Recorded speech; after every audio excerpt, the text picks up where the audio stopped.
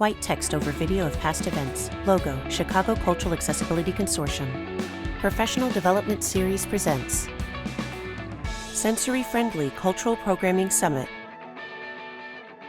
A large banquet room with granite walls and wide windows. Along one wall is a platform with a black backdrop. A seated audience faces it.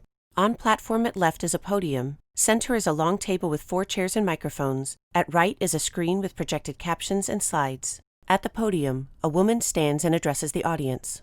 Today's summit is presented by Chicago Cultural Accessibility Consortium, CCAC, and SPD Parent Zone.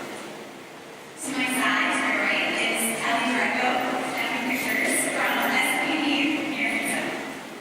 CCAC's mission is simple: to empower Chicago's cultural spaces to become more accessible to visitors with disabilities. We do this by offering monthly professional development programs and establishing a network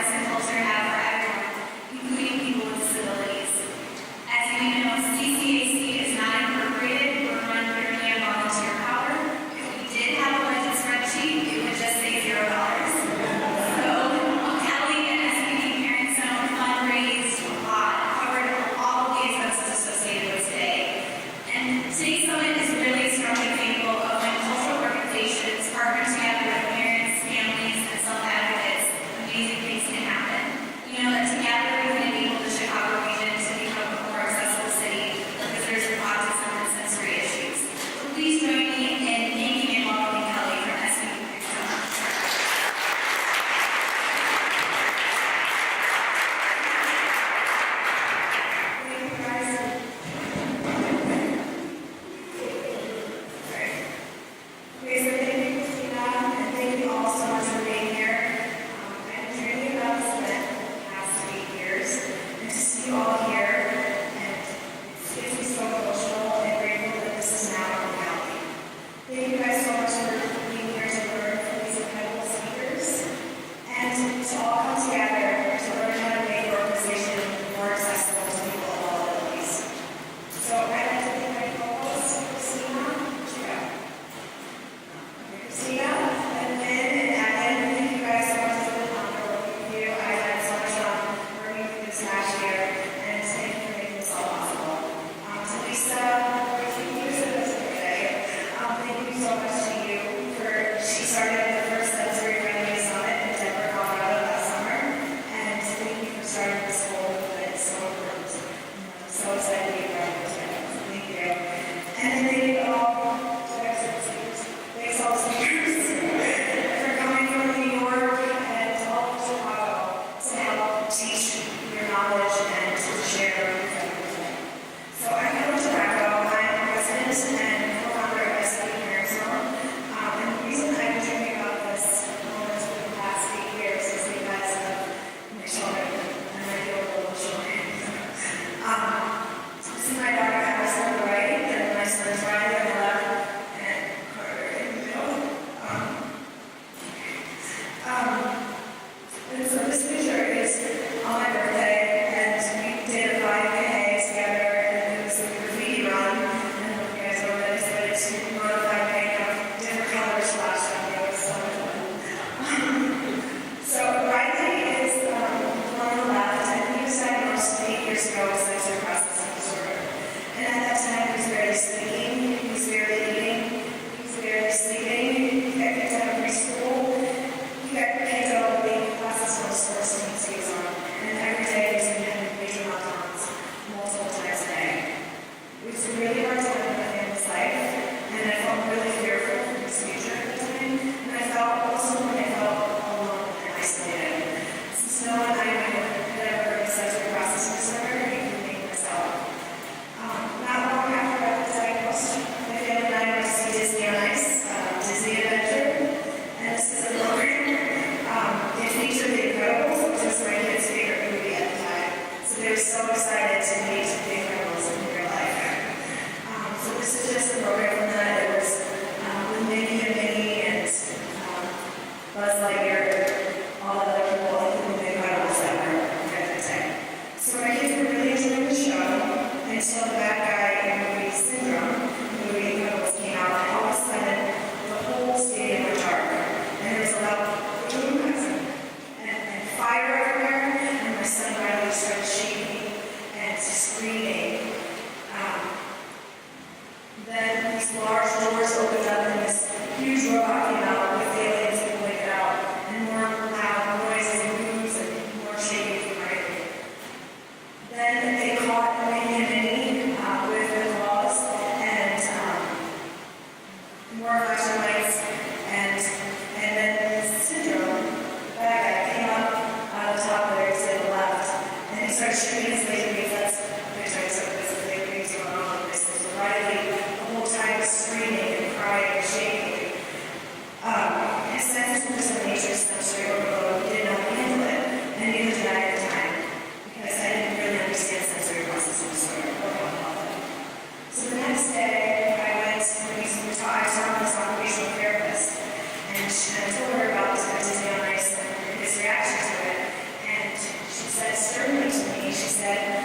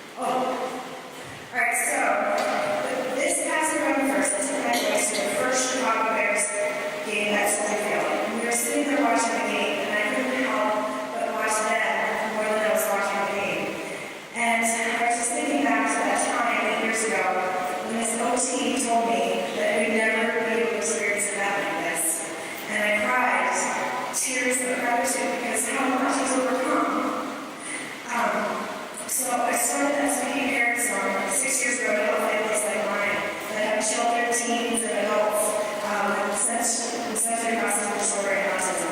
I felt so scared and alone after Riley's first diagnosis, and I didn't want anyone else to feel that way. I didn't promise myself that he got better, and that I would do whatever it took. I would spend the rest of my life helping families like mine, so I hold me true to that promise through this SVP Parents Forum. I've worked with thousands of families who are all over the world these past 6 years, giving them hope and help and letting them know things are going to be so much better.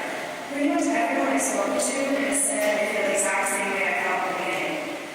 A big thing they say too is that they feel isolated. They can't go to these type of events, museums, zoos, performances, shows, even going to the mall or the park or school can be really overstimulating for them. And another thing they say is people don't understand them. They don't understand their children, and they don't understand their special needs, so that's a really big issue too. So the arts and cultural worlds are something that I believe that everyone should experience.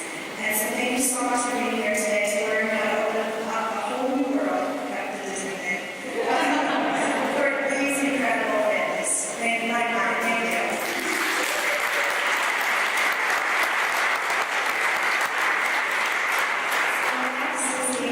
She's going to be she's going to be an intro to autism. And Katie is the co-founder and CEO of Infinity. Yeah.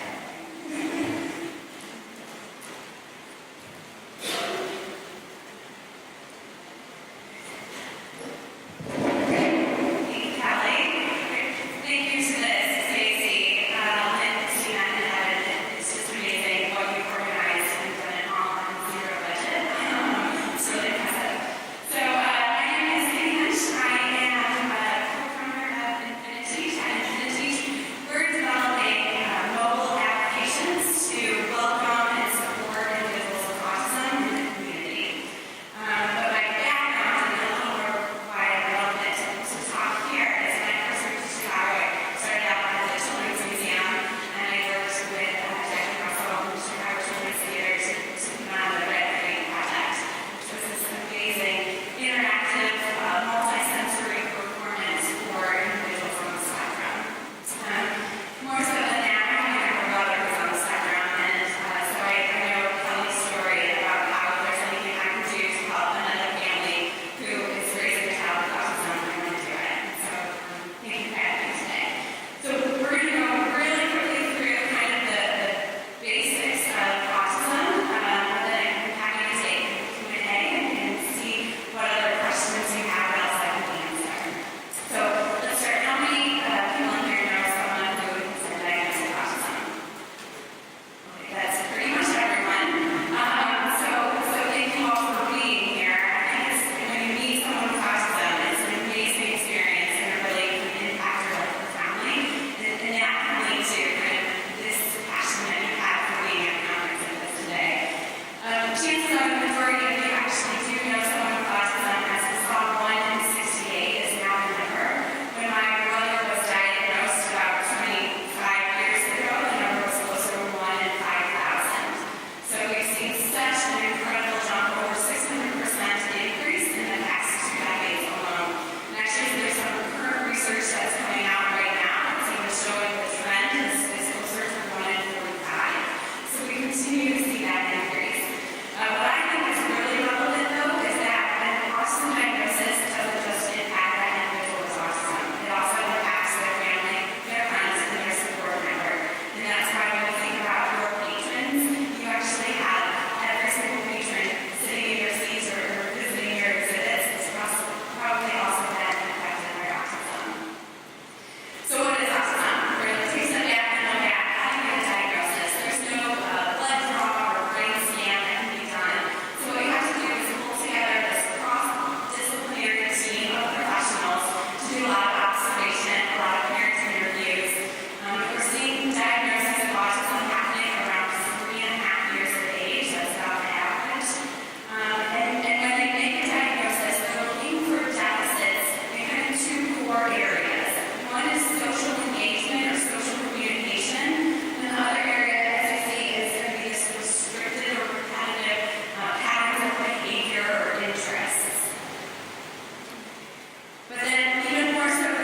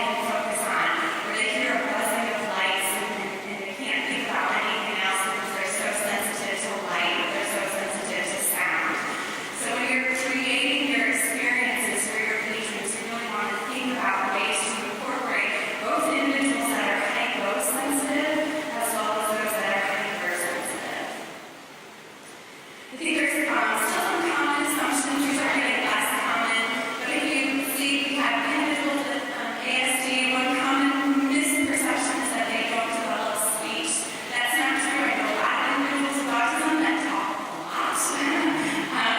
There's only about 30% or so that think individuals with autism who are nonverbal. And I think the important thing to remember there is that just because an individual is nonverbal doesn't mean they're not communicative. We just need to create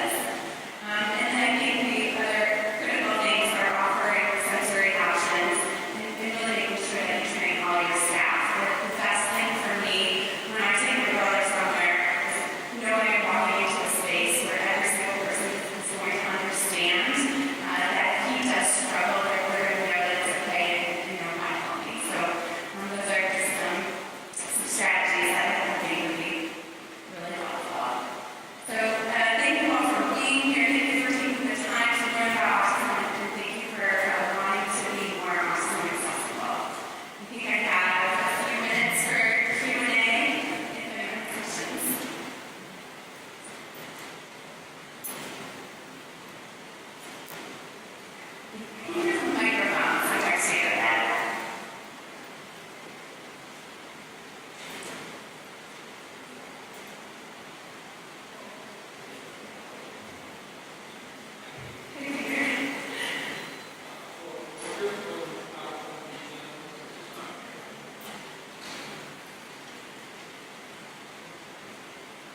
Really much appreciate this hard work that you're all doing here today. Thanks for your presentation. I'm trying to think of some examples of visual things that we're talking about. Visual listen could be appropriate visuals. Yeah, and I know that they also were talking more specifics about this, but I don't know think that the museum has that I love are these museum kits where a family can check them out. And they can look at, they can plan their day so that they have a schedule. So a lot of times, we usually would watch them like struggle that they only want to do one thing and then they want to get out, or they don't know how long they're going to spend at each place. And so how can you give them a visual schedule that says, here we plan our day, these are all the things we're going to do, and we're going to check them off when we're done with each one. That's going to help really reduce their anxiety. And then there's social stories that we're going to talk about that are ways to explain what's going to happen when I walk into waterways. I'm going to know what I can do and what I can't do. There's just a bunch of different supports within that one binder that a family can check out. I think that's huge, and I think that's everything that you do in that binder is what we want to convert into a mobile app, for example.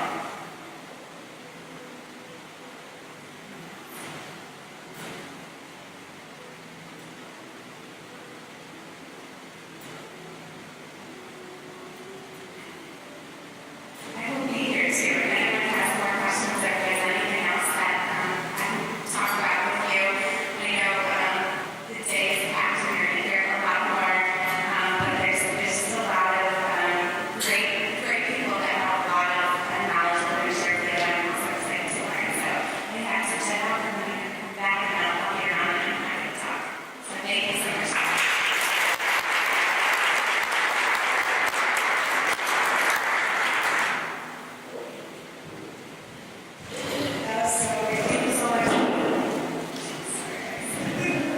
Okay, next is your good friend Rachel.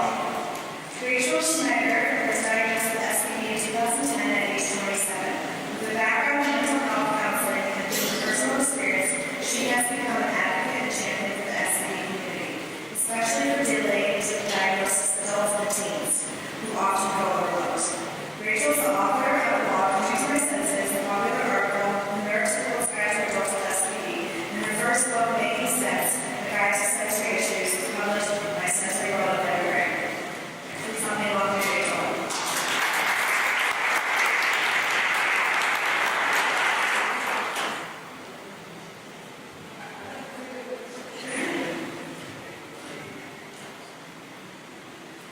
So this is terrifying. Okay, bear with me because I'm doing this meeting, so. Okay, hi everybody, thanks for coming today. I'm really excited to speak to you. My name is Rachel Schneider, I'm the author of Making Sense, A Guide to Sensory Issues, which is published by Sensory World in February. I was diagnosed with sensory processing disorder, or SPD as we call it, in 2010 at age 27, and I have a master's degree in mental health counseling, which all gave me a unique perspective on living with sensory issues. Since my diagnosis, I started the blog Doing My Senses, all about my daily life with SPD, and I now advocate on behalf of the SPD community, especially adults and teens who often go overlooked through my blog, through articles, through books, and through speaking engagements. I'm passionate about SPD because it's such an important part of who I am and how I exist in the world, and I'm especially pleased to be speaking about the sensory person's experience with culture and books. As I'm sure you agree, artistic expression and cultural engagement are meaningful for all human beings, but this is especially true for those of us who experience the world around us as well as our emotional state more intensely. Because we interpret things differently, so many people with sensory issues feel a more intimate connection with arts, music, theater, and nature. So I've been asked to introduce you first to SPD before discussing my own experiences, and I promise it won't be too intense. This is a crash course. Yes.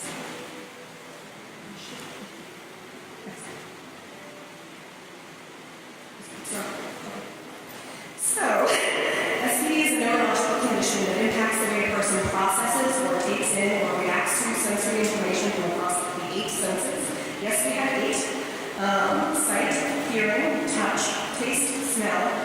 vestibular or balance, proprioception, where the sense of where the body ends and the world begins, and interoception, which is the status of our internal organs. SPD is broken down into three main subtypes, and people can have more than one subtype. The first is sensory modulation disorder, which is the over-responding, under-responding, or ignoring of sensory input, which is also often called a crave and ignore. This is the subtype that impacts me the most. Each person with this SPD subtype has their own combination of modulation issues. So for example, I have great sight and sound, but I crave touch. I'm a huge hugger, as some of you have already experienced. It's weird. And I have no proprioception of the sense of where my body is located in physical space, meaning I tend to walk into just about everything, and I have no idea where my body ends and the world begins. The second subtype is sensory discrimination disorder. It deals with the issue of not understanding the basic sensory qualities of objects, places, and people. For example, I rarely can locate the source of an unexpected sound. People with this subtype might not be able to figure out through one sense alone what they're detecting, like looking through a bag by touch without actually seeing the objects. The third subtype, sensory-based motor disorder, deals with posture and the planning and executing of basic movements, like coordinating movements in order to run clothes. Next slide. Okay. So, although SPD is diagnosed most often in childhood these days, I always like to point out that SPD isn't a quote childhood disorder, and it doesn't discriminate by age. Many of us, especially in previous generations, didn't learn about our SPD until adolescence or even adulthood. There's a huge community of what I like to call delayed diagnosis sensory adults like me who didn't learn that the challenges hadn't even until much later in life. Next one. Okay. Next time you see this. Okay. So I want to talk to you a little bit about the research. I love SPD research, so we need to talk about it. Up until very recently, people in the sensory community suspected that SPD existed because we were having these shared experiences. A woman named Jean Ayres first described SPD in the 60s and 70s. Although in the past few decades, with the rise of information on autism, sensory issues were often linked directly to spectrum disorders only. The only issue is many of us were displaying the sensory sensitivity portion of the autism diagnosis, but that was it. And so it became clear that more research needed to be done on whether or not SPD existed and what it looked like in the brain. The SPD Foundation, who we're in the process of becoming the STAR Institute for Sensory Processing Disorder, they're our leading advocacy, research, and educational organization. They set up a working group to help establish SPD as a scientifically proven standalone condition that many people have exclusively, and many people also have when they add on to an autism spectrum condition.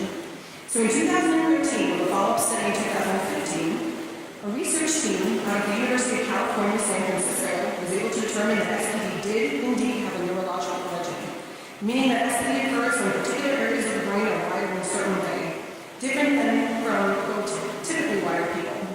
In the brains of people with SPD, the white matter, or the areas of the brain that connect the other areas of the brain, like the subway system, is less present or structurally impaired, making it sometimes impossible for the brain to process information from the senses fluidly and as quickly as necessary.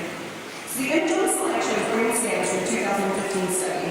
These brain slices are highlighted in particular areas, and the highlighted portions show that the brain is actually wired different in people with SPD. So you can see SPD, not just experience it.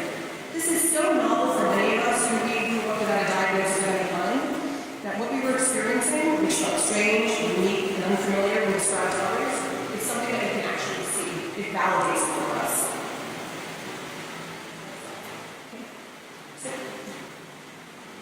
In 2014, the same UCSF team undertook a study comparing the neurology of people with SPD versus people with an autism spectrum disorder. They found that different areas of the brain were impacted, and although people with SPD and people with an ASD share similar sensory traits, we differ in the areas of communication and social challenges.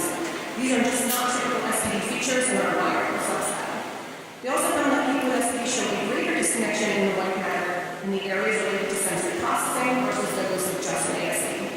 The image on the slide shows similar slices of the brain like on the previous slide, but highlighting the different areas of the brain that are impacted by having SPD only, and ASD only, and both SPD and ASD. So the SPD Foundation likes to say that people with an ASD also often have SPD, but people with SPD don't typically have ASD. It's a little confusing, but it's very, very helpful to keep in mind. So I will share these tidbits of information for clarity's sake. When I tell people that I have SDs, they sometimes think I'm on the spectrum, and that's not true. And because my role in the community is such that I'm expressing my personal experiences all the delineation between the two different related conditions is important because, we're working to reflect the experiences that people are having in general in order to support them and accommodate them properly. So we need to be clear about what we have in order to ensure proper treatment, and also for acceptance and to understood by loved ones and ourselves. Next slide. Okay, so that takes care of your crash course in SBA, and you're all experts now, right? Right? Okay. So if you have more questions about it, please read my book. Also, I'm going to be here for a 15-minute break, so please come up and talk to me. Very friendly. So the reason we're here today is to discuss sensory issues and culture. So nothing makes my heart fuller and simultaneously makes my heart ache more than thinking about the relationship between my SPD and my lifelong love of the arts. The arts engage the senses. They tend to take place in large, unfamiliar, ugly buildings or even in wide, open outdoor spaces. They can be quiet and peaceful, like looking at Monet. They can be loud and engulfing, like listening to a jam band at a summer festival. So in figuring out the best way to explain all this to you, because it's complicated, I pulled a few paragraphs from a short story I wrote a few years ago about my experience with musical theater. I hope to hear the complexity in my expression, the dichotomy of loving something that is just sometimes beyond my ability to do. And it's ultimately the reason why sensory-friendly programming is just so important for the general sensory community. So as a quick aside, the photo of lights in the H5, decked out in ballet gear and umbrella for some reason, reenacting the show that I discuss next. This is what I've written. In one moment, I had zero interest in tabbies and tomcats, and in the next, I was enthralled. The feline era of my life was ushered in via the fanfare of Broadway by way of the musical Cats. In celebration of my first active kindergarten, my parents took me to a matinee performance. I had never been inside a Broadway theater before, and I was instantly taken aback by the endless sea of red cushion chairs and the swirling stage. My gaze alighted from one new sight to the next. I looked up to see the intricate cage of lighting lacing the ceiling, and back down as an usher pressed my first cradle into my palm. Watery yellow cat eyes gazed at me from the cover. Two dancers, mid-motion, and paused in the thick of dark pupils. Let's go see the orchestra pit, said my mother, as she and my father raced me down the quickly carpeted aisle. We waited through rows of seats until we could practically lay our hands on the lid of the stage. Looking up, I marveled at how very small I felt. The set featured soapboxes, tin cans, discarded newspapers, and other debris, each item thousands of times larger than its real counterpart. My father lifted me into his arms, and together we leaned down into the orchestra pit, where more than a dozen people were preparing their instruments. A trumpet, cheeks wide and taut, blew a few sharp notes, while the flutist delicately moved her fingertips of a long silver flute. When the house lights dimmed, we quickly went back to our seats as the orchestra began to surge with the overture. Right with anticipation, my skin tingled in tune with the urgent haunting melody, and my heart raced forward with each ravenous clink of the glockenspiel. It was as if we were collectively headed somewhere, away from the gum-lined sidewalks and roasted nut vendors of New York City, and into a universe where toilet paper rolls were the size of cars. After Cats came the simplicity of a chorus line, the enchantment of meeting in St. Louis, the regality of 1776, the sassiness of Anne Gun, and I loved them each in turn, tenderly filing away each precious playbill until my stack outgrew its designated white laminate cabinet and was relegated to a packing box somewhere at the back of the attic. In time, I find it too complex to sit in the felt-lined seats and watch and wonder as the improbable unfolded before me in song for hours at a time. It was as if my abilities degraded, particularly in the face of Broadway. My eyes would burn against the spotlights, turning the protagonist to sharp fragments of incomprehensible whole. My ears would vibrate with the highest falsetto, but no words could be identified.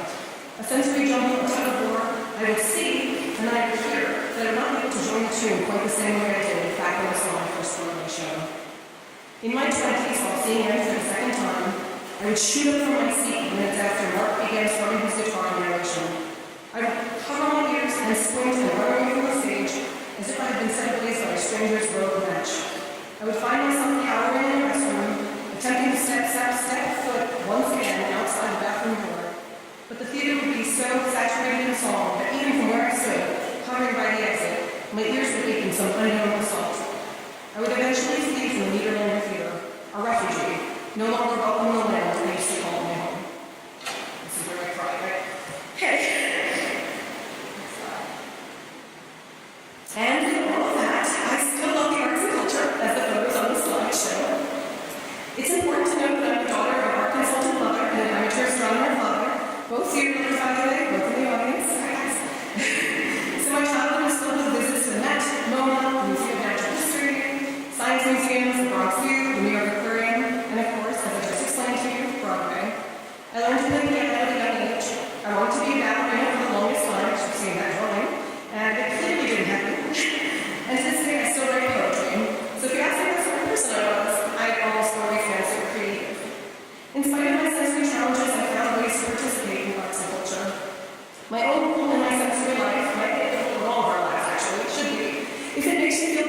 don't do it. It's why I ultimately stopped going to the theater. Well, I'm so happy to know that the Theater Development Fund has been working with such dedication to help people with sensory issues experience theater, because nothing compares to the majesty of the stage, in my opinion.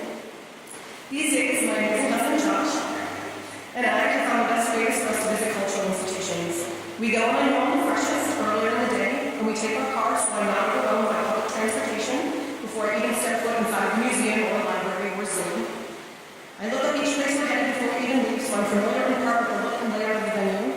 I'm realistic about how I'm feeling that day, how sensitive I am, and we look at the available exhibits and pick one or two that really speak to us.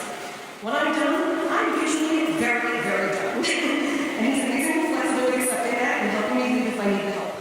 I call him my handler, something that has wonderfully taken off in the adult SPD community. Our helpers, our partners, our handlers, and he's equipped to support me if my sensory system fails and I go into a shutdown, meaning I can no longer see, hear, understand where my body is in space, or make sense of sensory input in general. You'd be amazed how helpful the hand schools is in the middle of a visually overwhelming exhibit, and how pivotal it is to have someone next to you who can guide you out of the labyrinth and halls of an aquarium at a moment's notice.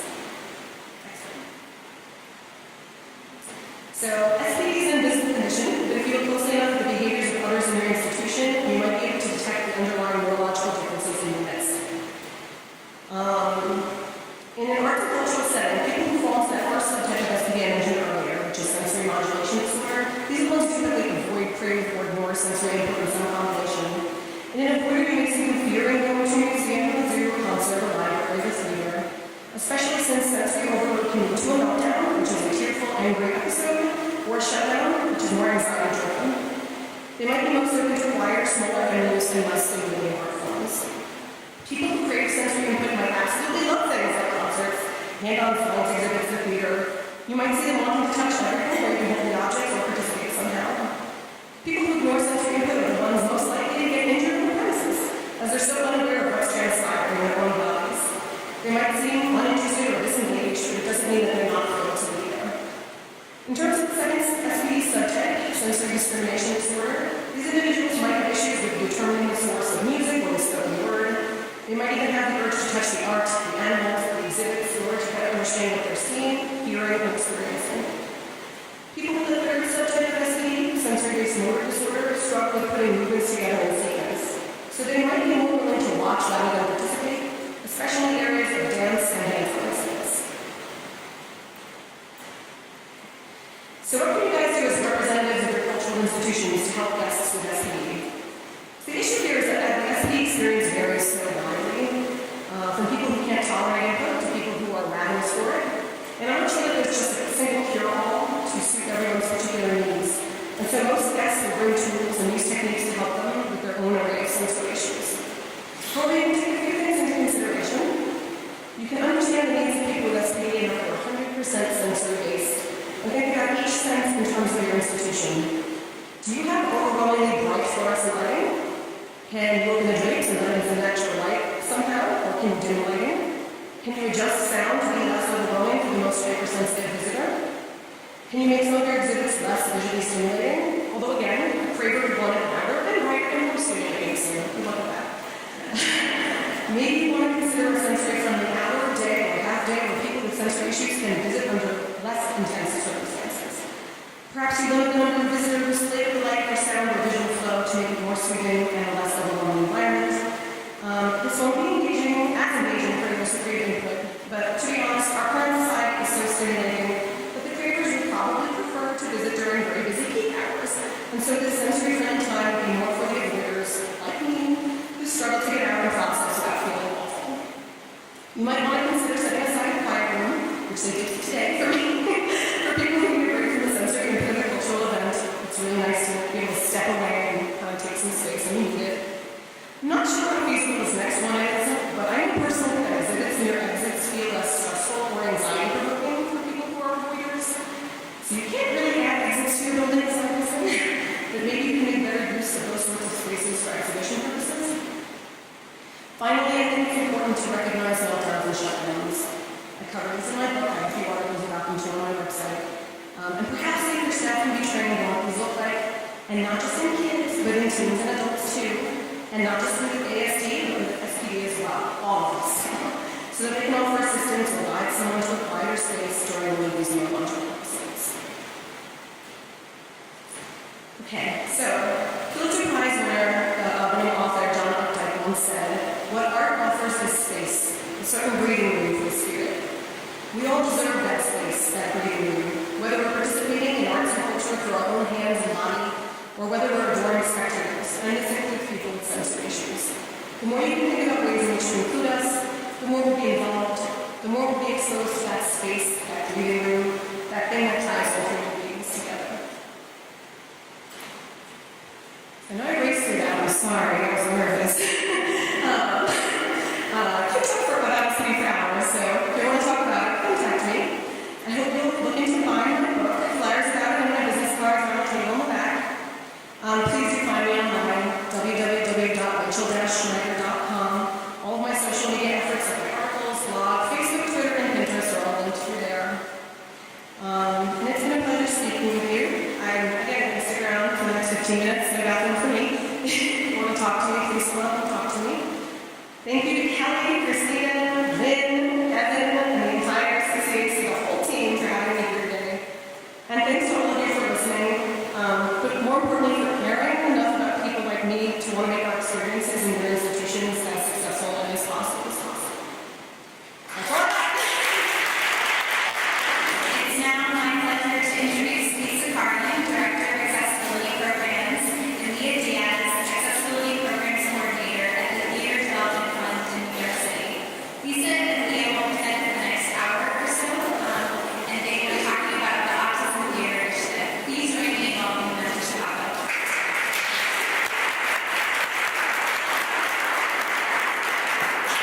It's an honor for us to be here for Chicago's first sensory-friendly cultural programming summit.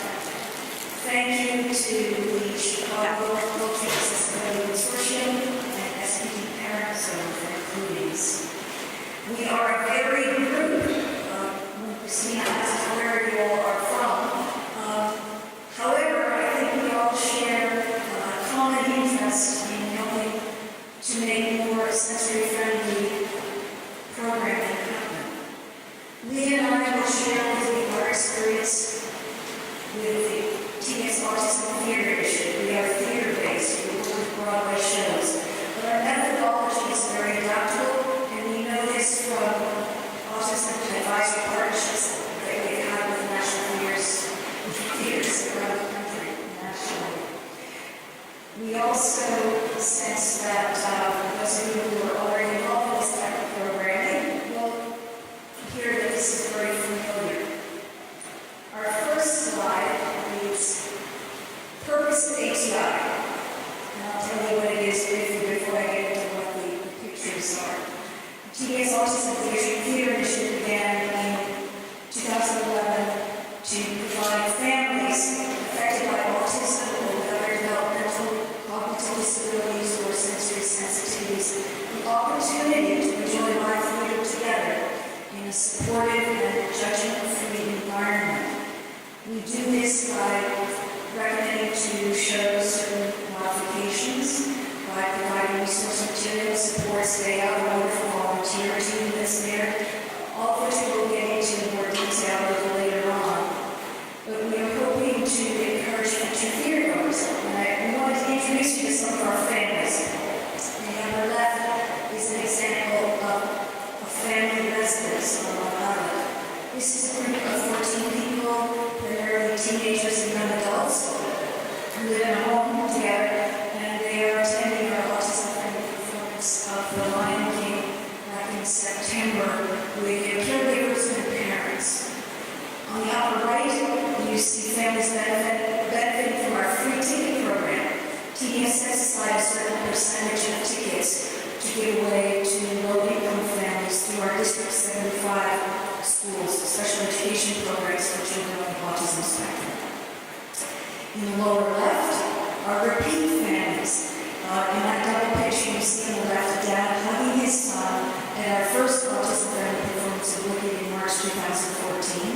And then again, back in February, hugging his son again for our second autism-friendly performance of the show. It's wonderful to see them together because they have matching colorful eyeglass frames. In the lower right, that family represents the majority of our ticket buyers. It's the whole family. You see a mom, dad, his 2 daughters, and a son. It's cold back in March, but they are waiting in the lobby in the Amsterdam Theater at the ticket stand for Aladdin. And before we move on from this slide, our families, we wanted to share a few other things. It took us 2 years of planning before our Autism Theater Initiative launched. And it was information gathering, which is well worth it. We talked to parents, what did they want? We talked to educators, we talked to therapists. We talked to the one producer who was willing to step up to the plate, and that was Disney Theatrical. And then collectively we decided that a designated performance off stage to the general public was the best way to serve this marginalized audience out there, potential audience. Another thing about terminology, 3 of our key advisors, producers, general managers on Broadway, parents of children with autism, wanted these performances for us on Broadway called autism friendly. And our audiences respond to that. It's owning the word, it's taking away the stigma, it's raising awareness. Katie mentioned the 1 in 68 children, the national average diagnosis below the autism spectrum. CDC came out with that in 2014. A large part of our audience comes from New Jersey, and they have reported the highest rate, it's only 45 children. So we have a very large community out there of parents involved with autism, and they're very proactive. And here we are 5 years later with 16 autism-friendly performances of Broadway shows behind us, and a mailing list that grew from 200 schools and organizations to over 8,000 households. So if you remember nothing else from this slide for our families, please know that there is a tremendous potential out there. There are families who are so eager to attend events with sensory-friendly programming. Our next slide says where to start. Consultants. We depend on outside guidance from professionals in the autism field as well as an individual on the autism spectrum to guide us with production modifications, they will preview shows for us, support, resource material, how we set up our quiet and activity areas in the lobby. We really depend on that outside eye. And let me introduce you to them. On the left is Becca Duray. She is a board-certified behavior analyst.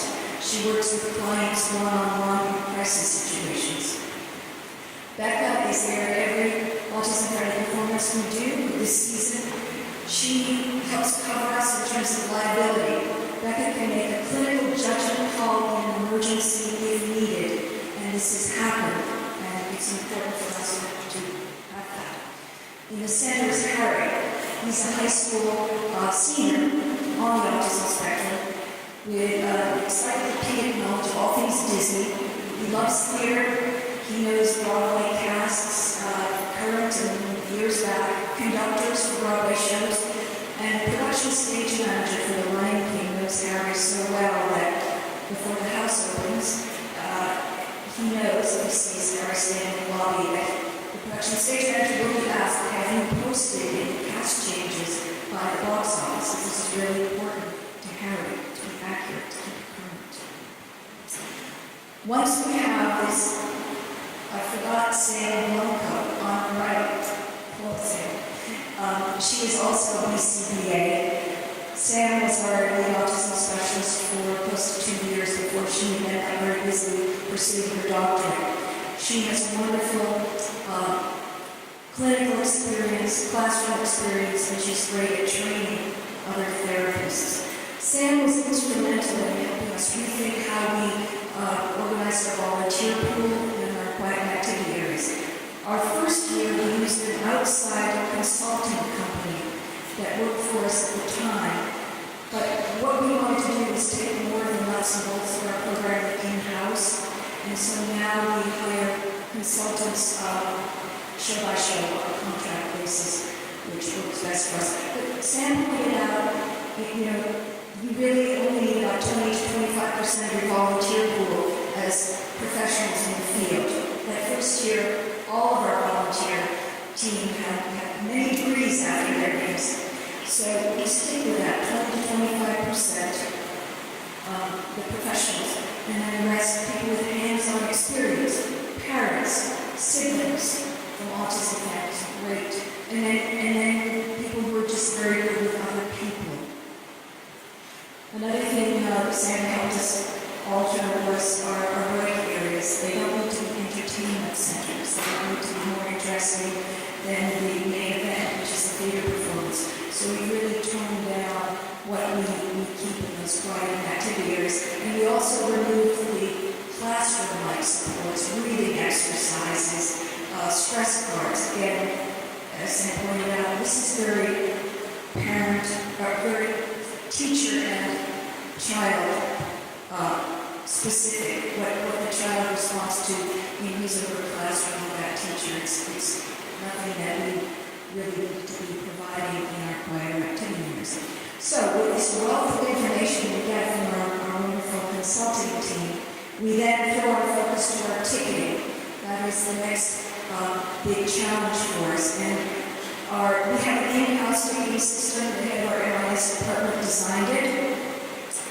And as we were talking at the office, we asked if he could do a visualization of what ticketing is like for us. So he did. Leah is going to talk you through that because she is right there when this happens. She's at the computer screen, there on phones, and it's pretty wild. Hi. So I know this is like the mid-afternoon lull, but hopefully this next animation is super exciting and makes everyone up. So on the left side is our Blake Slate. This is the New Amsterdam Theater where Aladdin currently plays on Broadway. We went on sale with this at noon on January 20th. So this is for our March 4th performance, March 6th. March 6th, it's on my slide. Time is flying by. And then on the right is after we completely sold out. And we'll see a bunch of different colors, maroons, greens, blues, and that is what I'm about to take you through, this animation. It's going to happen pretty quickly, so bear with me as I speak through it. Here we go. So we start with this blank slate, and then we put in production molds. These are for comps that production might want to put cast members, families, and things like that nature. And then program funders, these are for development department, those are funders, funder program. Households, these are for in case any day of emergencies come up and we need to move people around.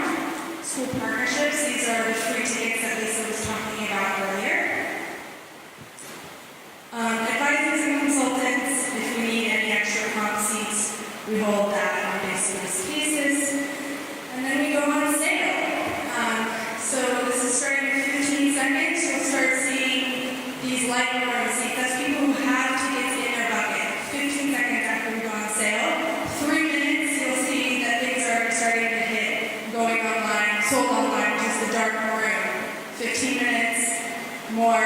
The green is our group holds that we take over the phone. So any tickets over 6, we take over the phone. You can see by 2 hours, we're nearly 75% full already. That balcony, the lower part is the hardest sell. It's pretty steep, so it goes the slowest. 6 to 12 hours, we're finally completely sold out. So it took us less than 1 day, essentially, to sell out. So by the next morning, we're just really answering any voicemails that have hit our inbox, any issues we might have had. The process, fortunately, our MIS team is very hands-on. So, the site gets overwhelmed, it might be slow, we're constantly customer service calling. Be patient with our website. You're going to get through, we promise. Aladdin is probably our busiest. It's still the most popular. It's only in its second year, so this is only the second time we've done it.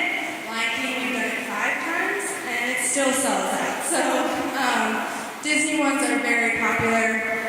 Currently, we have the King Island sale, which is April 24th, so we're going to get back to the office next week and start planning all that again. We're ramping up for that. And so that one was a little bit slower sell because it's not Disney, but also the of the show is a little bit more cognitively older. So, but we still are sold out for that one as well. So we're excited for that. So my next topic is protecting against scalpers, which is a huge problem in New York. I'm sure elsewhere too, but definitely a problem in New York. So this picture is a picture of our King and I tickets. Has all the pertinent information, like where the theater is, what time the performance is. But the most important part is towards the bottom it says autism-friendly performance. This is stamped on every single ticket for that day. We get all the tickets in-house. We buy out the whole house and then resell to our members. So we have all those in our office stamped that way. So the day of the performance, no one can come to the box office with a ticket that does not have autism-friendly performance on it. It's how we know it's not real. It's a scalped ticket. Other ways that we make our the checks and balances for protecting against scalpers. So it's all pretty manual. Like I said, we have them in-house. So we resell for our program. So we've been able to make it so that no one can go in more than once with the same name, email, address, credit card. And that helps, although it's not 100% foolproof, people figure it out and they still get through. And so another way is we've tried to make any tickets over 6 call. Any big organizations we work with have to have proof of organization. So if you're buying 75 tickets, we want to know that they're actually going to those who need it. And then it's a matter of us sitting, the 4 of us in our department, sitting down and looking over every single pull sheet, every single address, making sure there aren't duplicates. We've had scalpers get through in the past, and fortunately I've caught them before our tickets are mailed out. But these are just some of the ways that we've been able to find works for us to prevent scalpers, making sure that tickets are going to those who actually need them. All right, and so then our next big step is production modifications. On the left, and I hope you can see, or am I blocking you? You can move. On the left, an enormous speaker stack in the Broadway show School of Rock, blasting out sound. In the center, you see the Circle of Life, the beginning of The Lion King, with the house lights at 30% and the actors coming down the aisles and going up onto the stage. And on the right, an explosion of strobe lights in the new Broadway show On Your Feet. As I mentioned, our consultants come up with a list of modifications that we will take to show's production and artistic teams. Next week, they're going to see School of Rock, script in hand, and they will be marking certain places in the show where they feel, slight adjustment here and there would be great. What is on this list usually is sound, capping intense moments at 90 decibels. That will certainly be true with School of Rock. Lighting, eliminating any strobe lights or flashing lights if at all possible. Cutting out any lights that pan into the audience that would be in people's eyes. Keeping the house lights at 30%, that's a good average. But obviously the intensity of the house lights is going to depend on how brightly lit the set is. Why? Because it is uncomfortable and can be scary sitting in the dark for our families. And also for safety reasons, with the lights up at 30%, parents can see easily how to get out, and our volunteer team can also see how to get in and help if needed. Another thing that happens occasionally in shows is audience interaction. If there's a place in the script where actors are coming down on stage and choosing people from the audience to go up and perform with them in any way, we ask that that be cut, and shows are always very accommodating in that regard. And lastly, we stress that with this list of suggested modifications, they're given in the spirit of keeping it the same great performance as always. The same performance that typical audience members are enjoying. We do not want a watered-down version of The Lion King, for example. Sometimes we're asked about how do you do this setting of cues with union houses. It's Local 1 for us, the Yahtzee Local 1 in New York.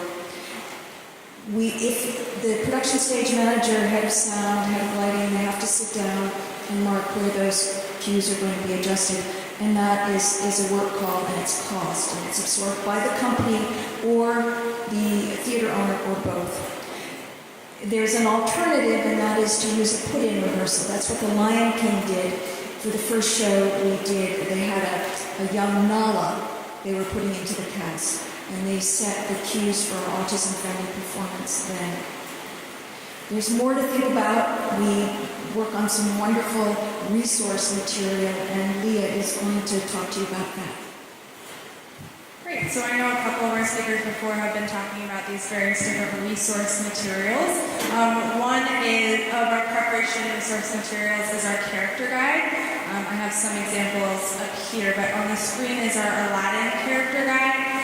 It's double-sided. We put this up online before the performance it's a downloadable version, but we also have it printed on a 9x4 kind of cardstock thicker piece of paper so that we can pass them out at the performance.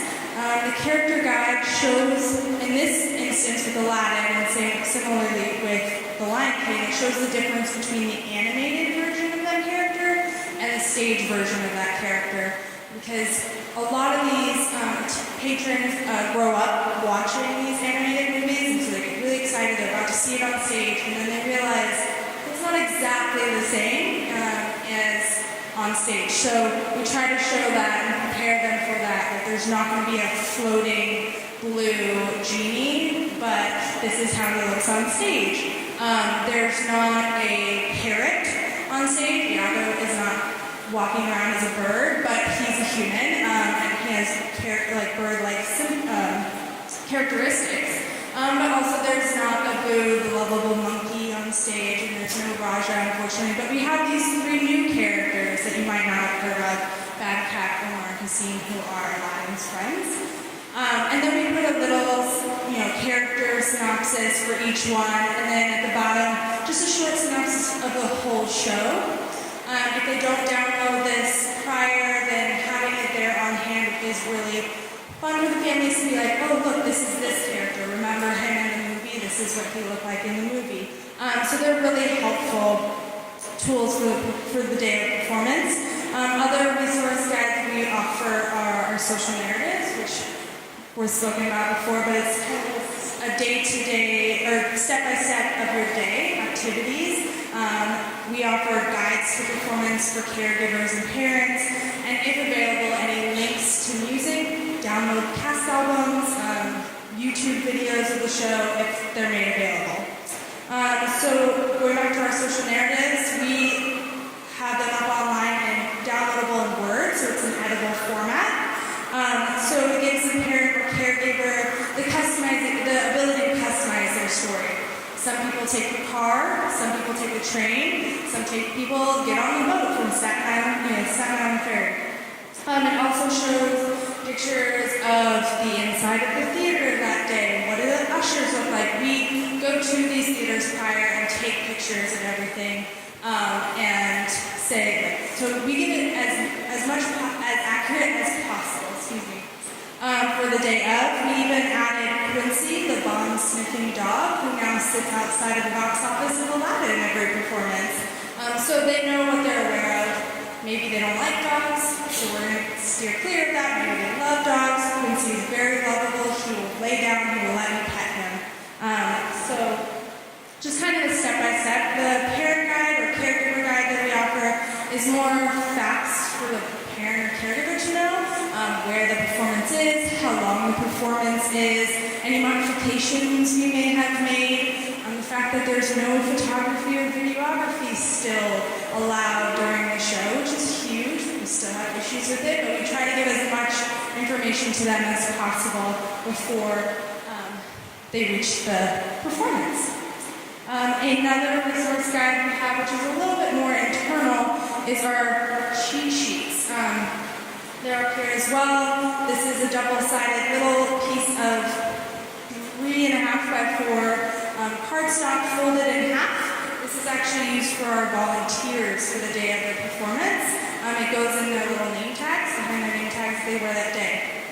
On the top, which is upside down on the screen, but it's just the logo of the show, the date, the performance, and such.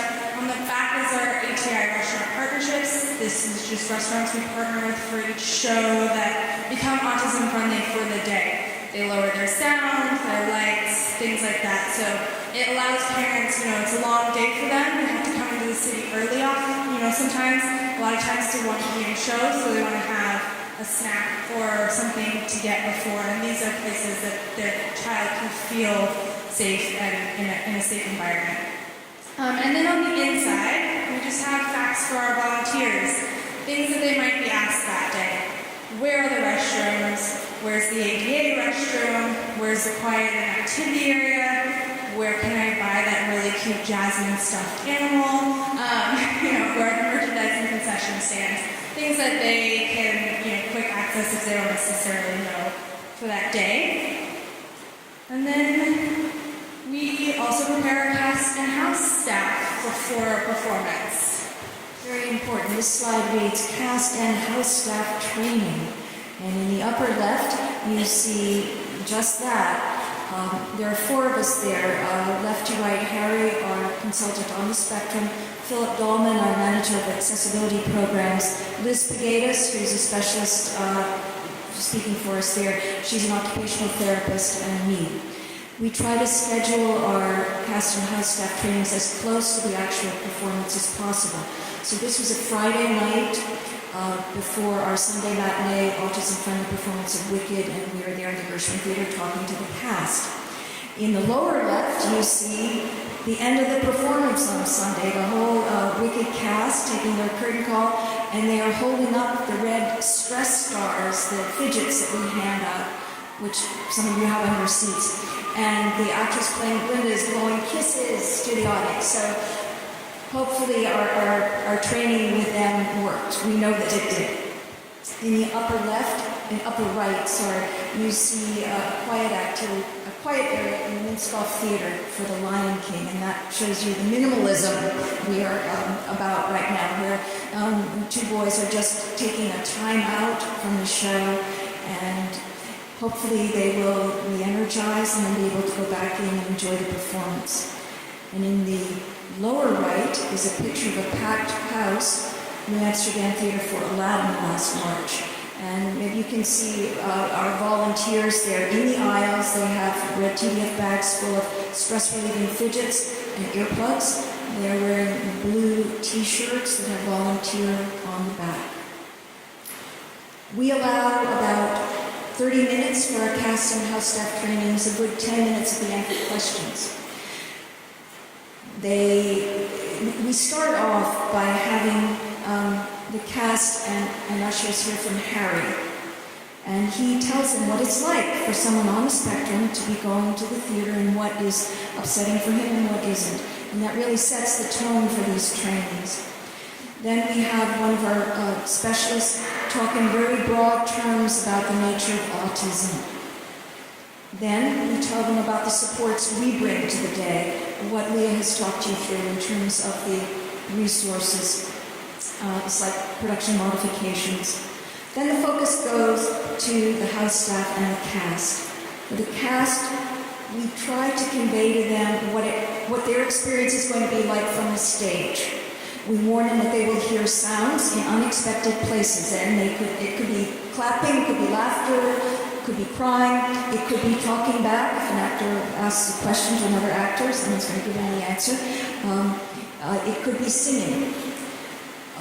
We warn them that they'll be able to see the audiences because the house lights are up 30%, but there's also considerable motion going on. It could be singing, rocking back and forth, it could be getting up in the middle of a song or a monologue, or it could be coming back into the seating area.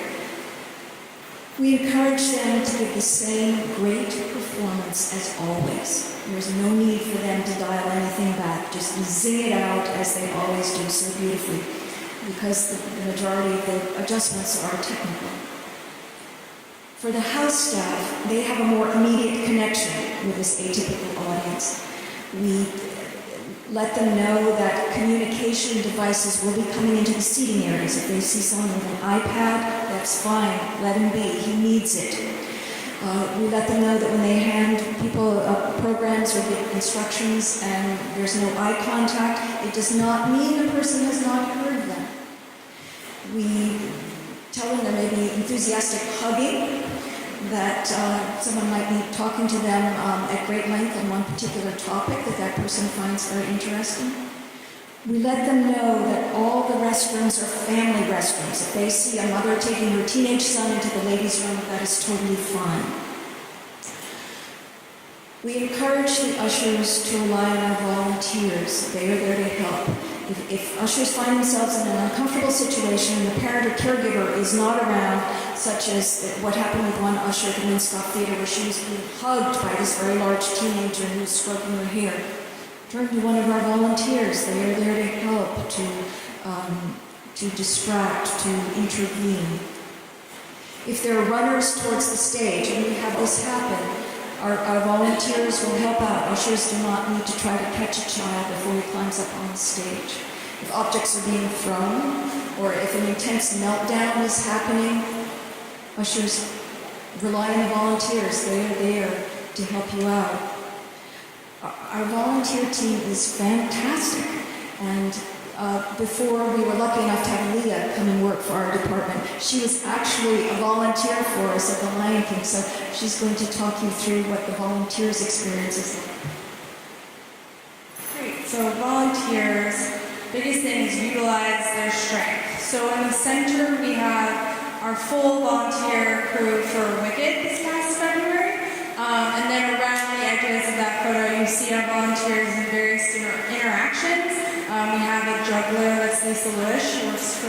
She's worked for Big Apple Circus.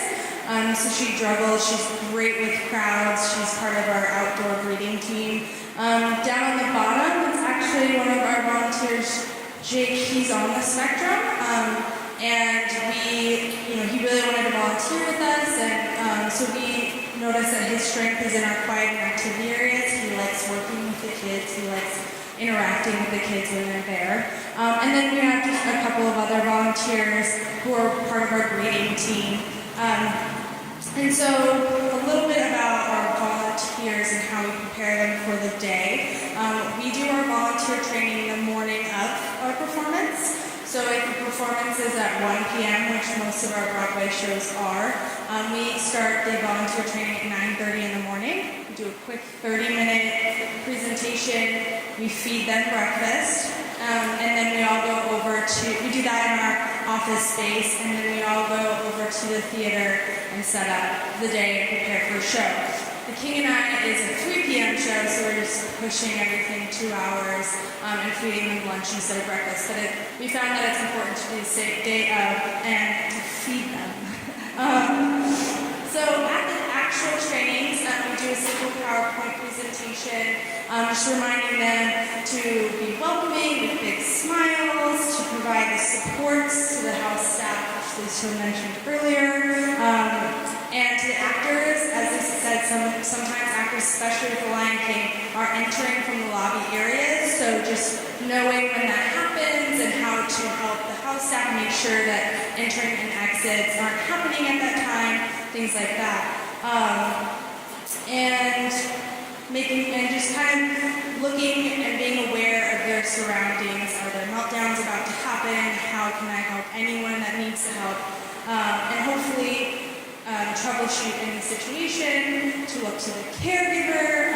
They're the ones who are always with this child or adult, so how best do they think that to handle the situation? And then don't instantly grab somebody. And then if an instance escalates, look to one of our professionals, for our consultants, to handle a situation. We never want to put pressure on our volunteers to handle a situation by themselves. At the training, we also tell the volunteers their assignments for the day, which comes into utilizing their strengths. So a few weeks before, when we have our list of volunteers, Philip Dahlman, our manager, assesses all the volunteers. We have a list of 200 volunteers, so we're constantly getting people asking if they can volunteer, which is awesome. But for every performance, we only need about 40 to 50, depending on how large the performance is. So we're constantly looking through that list, gauging, again, about 25%. We look for people with clinical experience or who are professionals in the field, and then the rest, just some we know, some are new, and we're going to see where they fit in. And usually we start them out as a greeter because that's really a great way to gauge people's strengths. And then he'll place them and then pass it off to our consultants, and they have the final say as to where everyone should be placed. Do they feel like we have enough coverage in this area or not? And we tend to put people who have clinical experience in our quiet and activity areas, and so those are places that usually need a little bit more attention. If they're great with people, like Lisa Lewis is, we put her out with a greeting team, juggling, entertaining. Sometimes the house doesn't get to open when we need it to open. Case was for Aladdin. We tried to open up the house an hour before the performance. This all is relying on their tech, run through before opening the house. So with Aladdin, we were having a few tech issues, so we had a lot of people waiting outside. And so just being able to manage that, making sure, maybe we need to pull a little more volunteers out to that area to help, just constantly assessing the situation. And then finding out, maybe the next time this person should actually be in a quiet activity area, or maybe they didn't do very well inside the theater and they're better used outside of the theater. But we're constantly monitoring all those. And then once we're at the venue, they are all there to help set up the quiet activity areas, designate all bathrooms as family restrooms, split out all of our fidgets and earplugs, and we pass out the character guides as well. All the volunteers do that. And then we make sure we have water and snacks for our volunteers. It is a long day. So from about 1 p.m. to 4 p.m., they're working. So just making sure that they don't crash and they have something to pick them up. We do kind bars, snacks, water, definitely, to make sure that they are set for the day. Once the curtain goes down, if we don't have a talk back, they instantly start breaking down everything. We kind of do a quick wrap up, thank them for the day, and then we evaluate. This slide reads evaluation, survey your audience. Well, it wasn't that exciting a visual anyway, but it says surveying your audiences and volunteers. We had 5 years of survey results for our audiences. Right after an autism-friendly performance, an e-survey goes out to all ticket buyers, asking for their feedback. It's the way we strengthen our program, make it better, and they have the incentive of having their names entered into a raffle to win 4 free tickets to our next autism-friendly performance, and that works pretty well.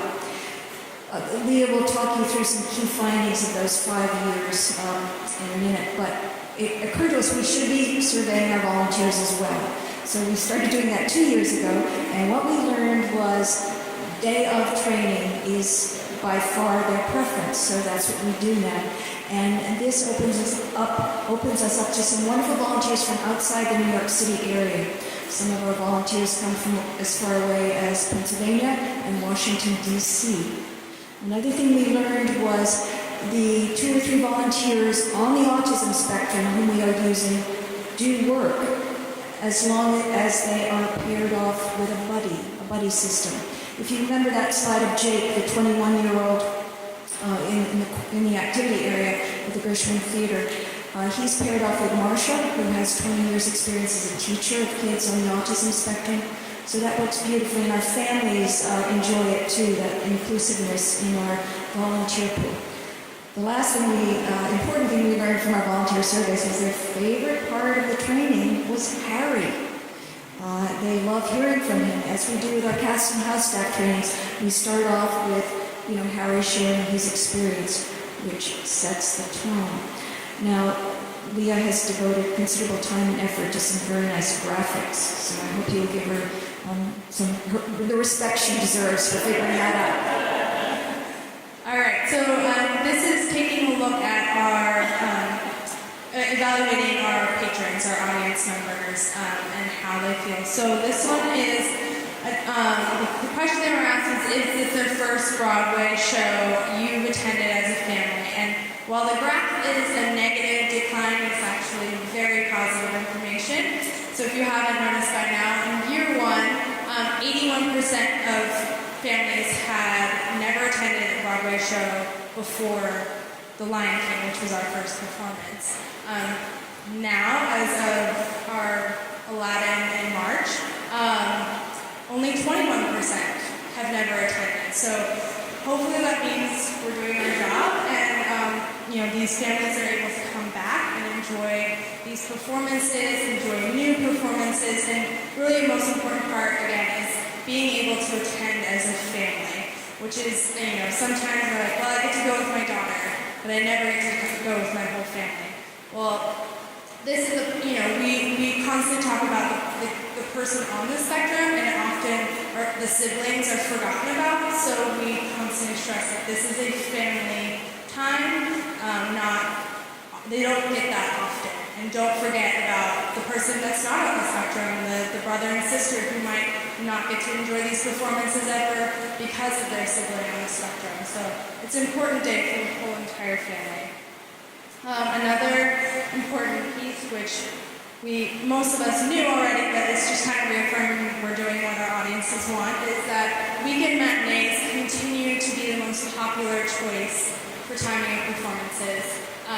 These two pie chart graphs show you our first season versus our current season, just for weekend matinees versus weekend evenings. The question they were asking to which performance time would work best for you and your family, they had more options in the shows too. We had weekday matinees, weekday evenings, no preference, I don't really care. 85% of first season said weekend matinees work perfectly, even more, 94% now. Most other responses are no preference. But we've found that these two times tend to be the times that Broadway wants to work with us, so out of the two weekend matinees, it's a long day. Evening performances tend to be difficult for families as they've already had a very long day before they've even gotten to the performance. So when possible, we actually try to ask our Wednesday matinee performances to be bumped up to 1 p.m. A lot of Broadway shows on the Sunday, there are 2 or 3 p.m. shows. It doesn't always work. Kim and I still wanted to keep a 3 p.m. But we try to even make the day earlier for family, mostly to avoid the other Broadway crowds. If you've been in New York with Times Square during a Wednesday matinee or weekend matinee, but it's pretty chaotic having 40 shows going at the same time. So to prevent that, we found that bumping up the time works best for us. And then another key information is that our break areas and lobbies are actually being used less. And we see that as another positive because we hope that means families are able to, and those on the spectrum are able to stay in the performances for a longer period of time. 80% of patrons use our quiet and/or activity areas in the first year we did this. Current year, only 29%.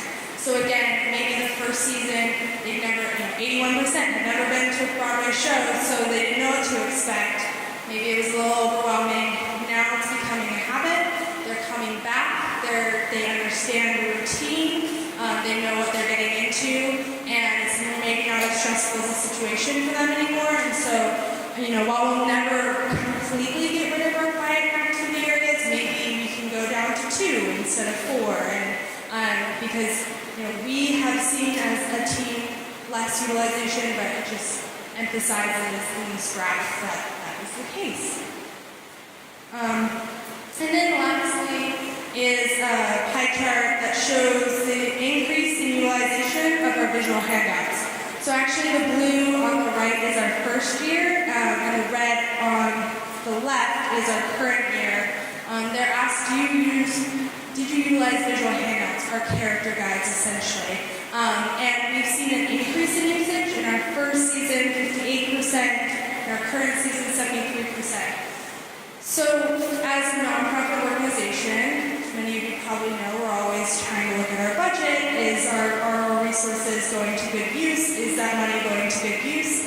So this is important information for us because it's saying our printouts are working, and they might not have worked in the first season as well as they are now, and I think that attributes to us really pushing home with our volunteers that they're available. If patrons don't know they're available, then they're not going to ask for them, they're not going to utilize them. So that's just another, and looking at those numbers, we said, well, how can we increase this number?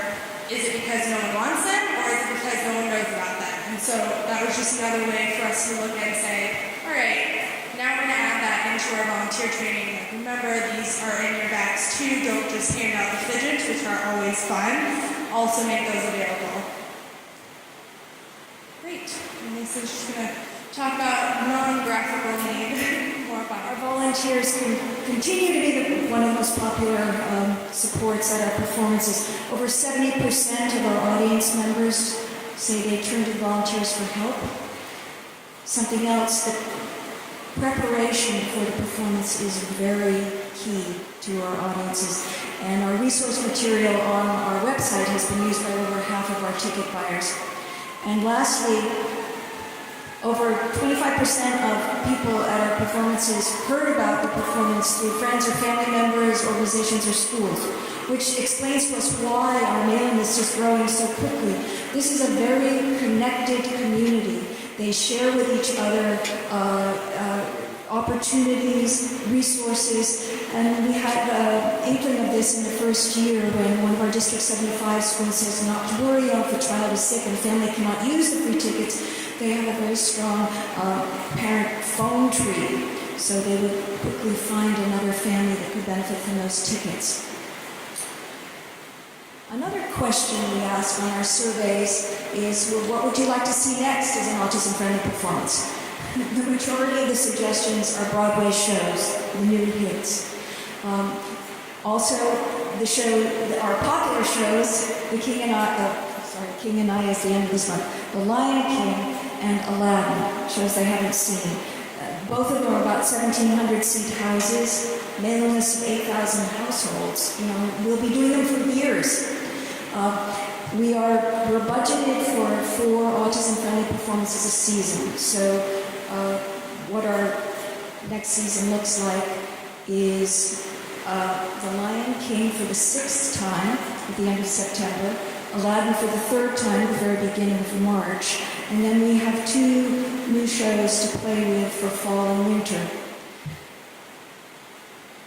What do we do then with all of these wonderful suggestions that are also, and we are sharing them with all of you, hoping that you might find them as interesting as we do, and maybe if our program expands, we can also do more different programming. It tells us that our audiences are up for anything when they put down music concerts, dance concerts, kids shows, Cirque du Soleil, anything. This is a hungry audience out there. They are up for seeing events in smaller houses to us off-Broadway.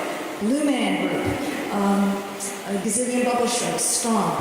And before we leave Gazillion and Stomp, I wanted to say that we sent our consultants to see both shows and they turned them down. Gazillion Bubble Show is very intense, flashing lights and blaring music that is programmed together. Sound and lighting cues are so tightly locked together. If any of you are techies, you can understand the complexity here. There was no way to sort of reduce everything. So. And then with Stomp, the very loud drumming, if you take that away, is that taking away from the integrity of the show? And also the repetitive behavior, too close to stinging, they felt, and not necessarily something parents would want to reinforce in their kids. We also learned from their suggestions how out of touch this community is with what's available on Broadway. They write down shows that close, Beauty and the Beast, Peter Pan, The Wiz, or a show that's impossible to get tickets to, Hamilton. Another thing we learned was that this community is up for seeing shows that we think we've all seen, like The Phantom of the Opera, or Radio City Christmas Spectacular. These families have not. I did some surveillance work, and I know that the road tour of The Phantom of the Opera is coming to the Cadillac Palace in December. So if there's any interest there, TDF is doing an autism-friendly performance of Phantom on Broadway in November, and we would be more than happy to share a list of modifications that were done for the production of the Majestic Theater, as well as resource material. Side note there, Harry, our consultant on the spectrum, has a fear of masks. So one of our challenges is to come up with support material, video perhaps, of showing the actor as he looks, walking down the street, coming in, here I am, and I put on the mask. And, there can be very creative ways of helping kids with particular, concerns about something. Radio City Christmas Spectacular. They have not listed their winter tour yet, and I'm pretty sure they might come to Chicago. I would hope so. They have in the past, I believe. TDF has not been able to do an autism-friendly performance of the Christmas Spectacular yet because the buyout of Radio City Music Hall, 6,000 seats, is too high for us. But one of our National Autism Advisory Partnership theaters, the Hobby Center in Houston, has done an autism-friendly performance of the Christmas Spectacular. It would be a wonderful resource if any of you see that in Chicago's future. In closing, I wanted to say that the comments that parents give us on these surveys sound familiar over the years. There's always that expression of, what a relief, freedom to be ourselves, and how special these events are.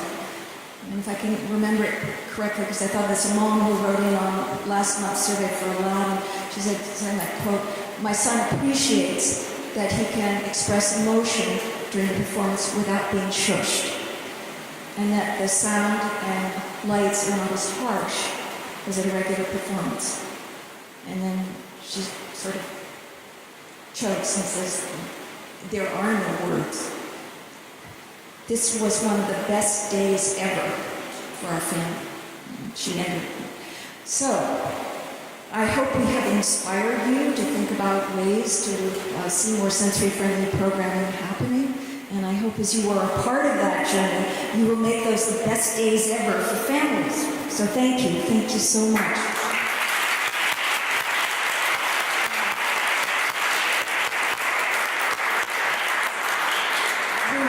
We would love to answer any questions you might have, anything that may not have been clear. Yes? He's coming, he's coming.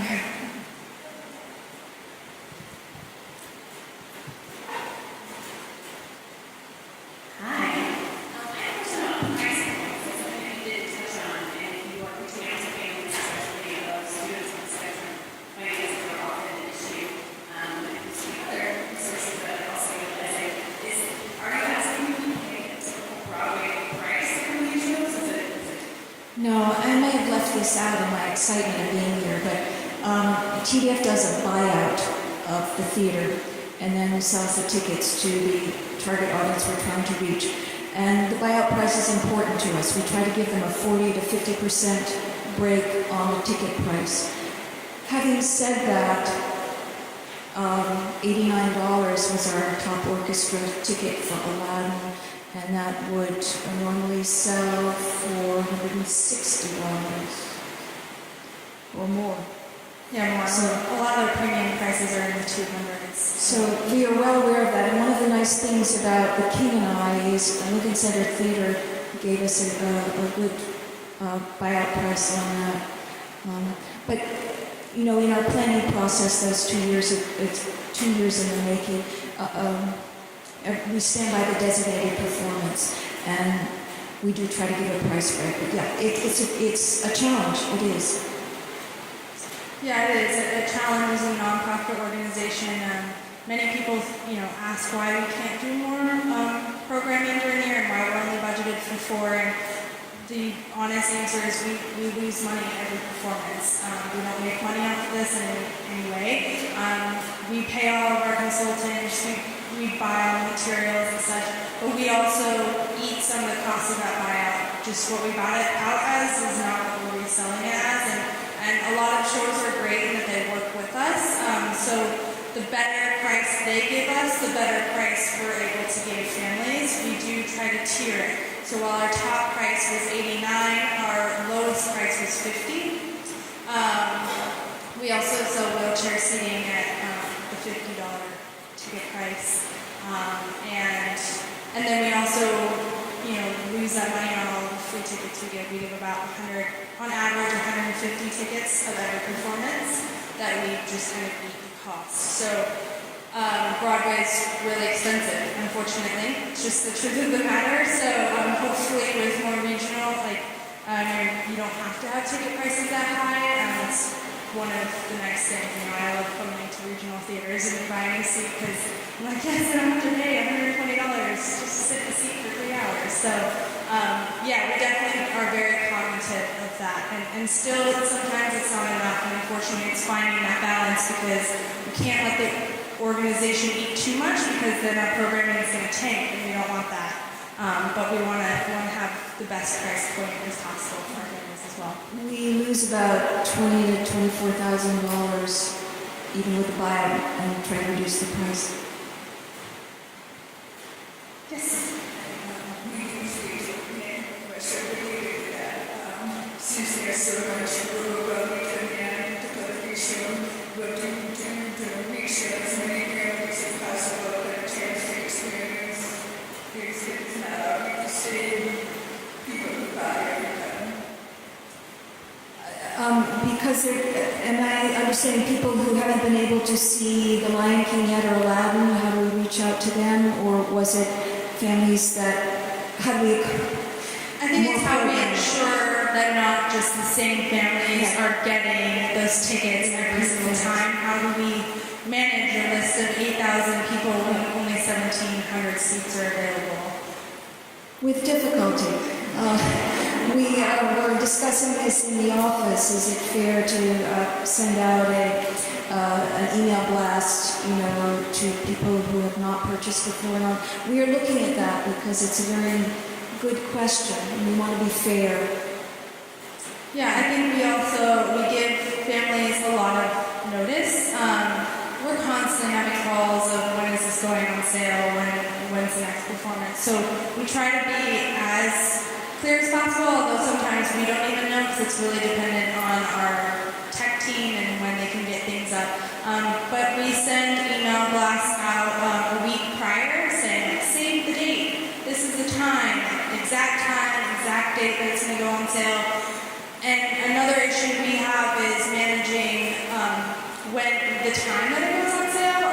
We go on sale at noon, and while that's hard for some families, we do that because we're there in the office. Otherwise, if we went on sale at 6 p.m., we'd be working overnight, which we don't have the salaries to do that. So we try to give them as much notice so they know, if I need to take my break at noon so that I can go online and purchase tickets, I'll do that. We also very quickly, if families want more than 6 tickets, call us. Here's our number, direct line. It's not an 800 number, it's my desk. You'll get my voicemail.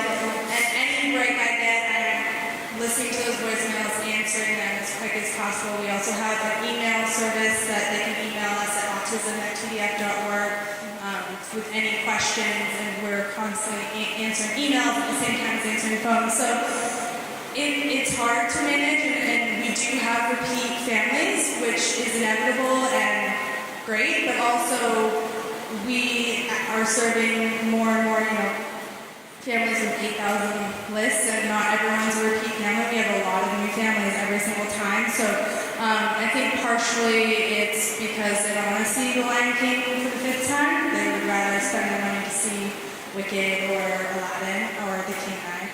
But also, it's just, we try to give those new members as much possible notice. That answers. Any other questions? So we need to get up and stretch for a minute. Yes. My name is Matt, and I'm a developer. You mentioned a couple of times the modifications may affect union rules. Are unions, I guess that would include equity and then housing as well. Are people generally easy to work with, or is that a pretty obstacle? It's been just fine. TDF has had a wonderful relationship with Local 1 over the 30 years of our accessibility department. And we do a letter of agreement, actually, with Local 1. that there are no additional expenses incurred by TDF, but for the autism-friendly performance, they need to be absorbed by the shows. And we have never had pushback from any show. So that is a good question. I think there's a tremendous support now in the Broadway community to be more accommodating for autism-friendly performances. In fact, we had a whole flurry of interest this year, and rambling off topic, and I shouldn't, but when a show approaches us for an autism-friendly performance, we evaluate it, we're in talks, we look at a buyout price. Will the show be running in 2017? So that's a consideration. It's also a consideration with plays. We had a wonderful time, autism-friendly performance with The Curious Incident of the Dog in the Nighttime. We would love to do more plays. But with a Broadway play, will it be running in a year? Because we plan pretty far out. So that's a challenge. Yeah, but to go back to your question, I think it helps that TDF just does a ton of stuff with Local One. I mean, a lot of these guys, you walk into, the same electrician has been at the Phantom since it opened, and so I give you a perception of how many times they work with these people. So I think, again, it's kind of a community. They know who we are. They know what to expect. We do open caption performances with them. We've made self-interpreted performances, audio-described performances. So when we walk in, they know what to expect, and everyone's pretty accommodating. And again, like a lot of you raise your hands as knowing somebody on the spectrum. They're the same. The electrician at Phantom actually knows somebody on the spectrum. And so a lot of it is very personal as well. So they're very willing to just help out when possible. Any other questions? All right,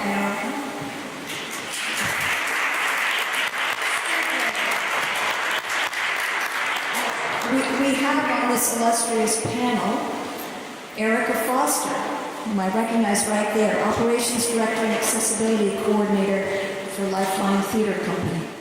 Carrie Randall, Marketing Manager, Blue Man Group, Chicago. Jackie Russell, Founder and Artistic Director, Chicago Children's Theater and Red Kite Project. And Lynn Walsh, Co-Chair, CCAC. What I would like to know from all of you is what interested you each in sensory-friendly programming. Was it something personal, or was it a good marketing sense?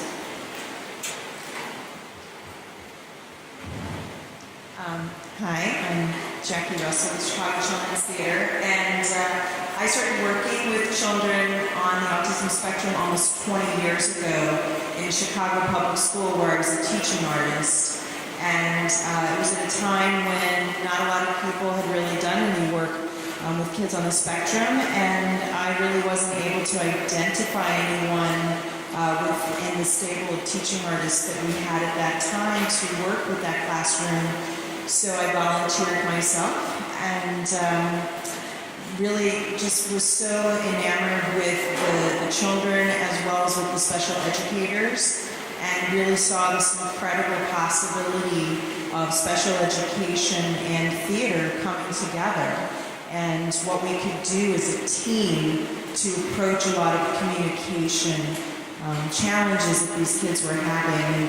And so that kind of piqued my interest, and then I, about a decade later, started a Chicago Children's Theater, and then learned about creating multi-sensory interactive shows just specifically for kids on the spectrum. So these kids have really been part of my life for a long time, and it's been a terrific journey, so that's how I got here today. Thanks. I'm Carrie with Blue Man Group. It actually, all the credit goes to, you guys hear me okay? No.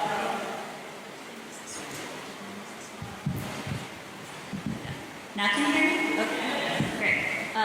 All the credit goes to one of our box office managers. We've been lucky enough to be in Chicago for 18 years now, and we've got several staff, performers, box office staff, and house staff that have been with the show since the beginning.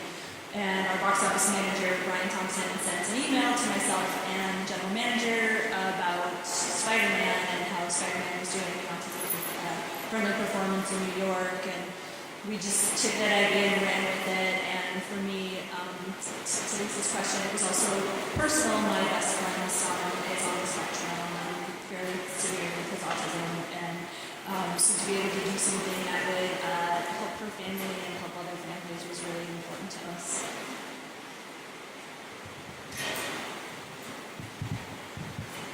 So we started at Lifeline Theater.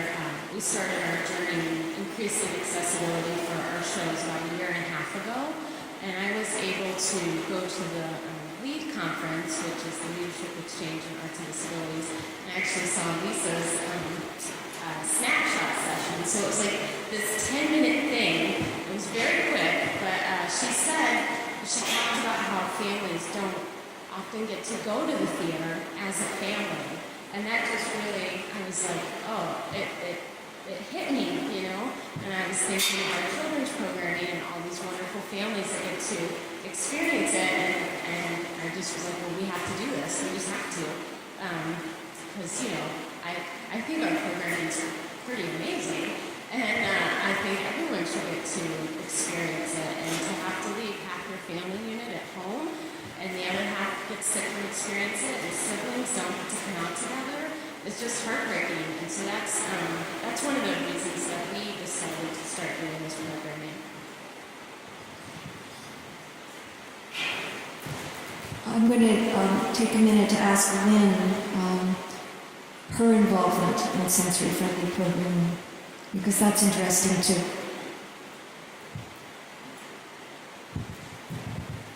So I have about 28 years in the museum world, and about 12 of those years were at Chicago Children's Museum. And during that time, we had a very strong access and inclusion program. And one of the things that we did there was a play for all event, is what it was called, special event for children with disabilities, which turned out to be mostly children on the autism spectrum, it turned out. And that came to be because we were learning from so many of our parents, and as we worked with families in the community trying to find out what the museum could do for specifically the disability community, we were learning from parents, specifically with kids on the spectrum, that they wanted quiet time in the museum. They were afraid to come during the regular hours. They were looking for that quiet time when they wouldn't be judged, when their kids could be with kids similar to themselves, when they would have quieter time, similar to when you go to a theater. A museum can be very overwhelming. So we were able to provide a quieter space, provide staff training, and just make a few tweaks in the atmosphere so families could come and again enjoy something that they were not able to do in the past. Can you share on a particular unexpected challenge that you had with this journey and how you solved it? Sure. So it was really important to hire consultants because my field is theater. You know, I was taught how to fry like bacon at college. I have no idea how to, I'm not prepared for this audience. And so I went a little too extreme, and I was Googling and cold calling people, and then there's that staff that we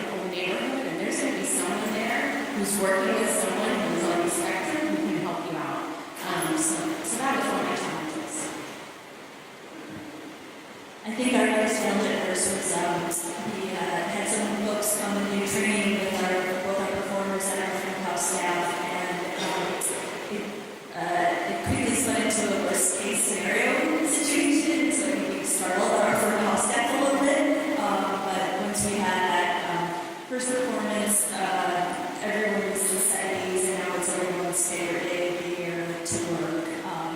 But yeah, I think we startled people unintentionally. We had actually a mom that her son is 16 years old, and he's 250 pounds, and he's nonverbal. And she started even talk about him and how he can react to things, and the staff were like, "Ooh, are we prepared for this?" And but quickly realized that we have folks with autism in our audience all the time, and this was just a little bit of a different day, but not by much, and it'll work out very, very well. Yeah, I would say that the biggest challenge initially was really in educating the parents and the caregivers and really getting them to understand that this was a welcoming environment for them. And one of our first performances of actually the Red Kite Project that we did at the Children's Museum, I had a mom, her child started stimming, and she took him out of the show. And I was just so devastated that I had not done a good enough job of preparing her to say, whatever happens, we're going to go with it. And it was very unfortunate because I believe that he was actually really enjoying himself and that the stimming was coming out of this excitement. But she was so used to being judged and worried about making other people feel uncomfortable. And so, we really, I think, worked at the Children's Theater to really try to prepare families as much as possible and to make sure that everyone around in our house, in that theater, is just always welcoming and letting them know that it's all about the kids having a good time. So, one of the most important things you could do, and everybody who has spoke already has mentioned staff training. One of the worst things you could do is not maintain that staff training. I know in the museum world, staff turnover is relatively high. We have that seasonal hiring that always occurs. If you don't maintain that staff training, all of those wonderful resources that you offer probably are going to sit there and go to waste because that staff isn't going to be aware of the social narratives you offer or any of those other accommodations that your museum is offering to your visitors with SPD or on the spectrum. So I would say that could be your worst case scenario, having all these resources and not maintaining that staff training. What about your great successes? Did you think of something brilliant all on your own that we can learn from? Yes. Well, I mean, one of the way I measured our success is that we got so many great audience feedback, and then families came back to our second show. So that told me that we were doing something right, and it was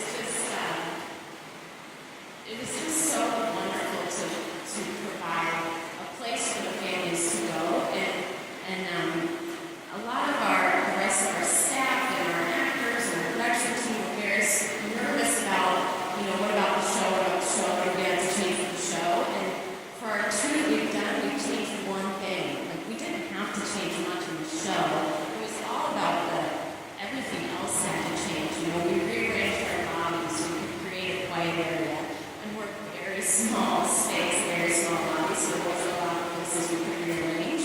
But figuring that all out, I think, just made me really happy and the quiet area was used, and it was by a mom and her very small 2-year-old son, I'd say, and he could still have a way to see into the theater because our door was open. And eventually, after he, calmed down a little bit, he decided to go back in, and then he watched the rest of the show. So that was really, I'd say that was a success.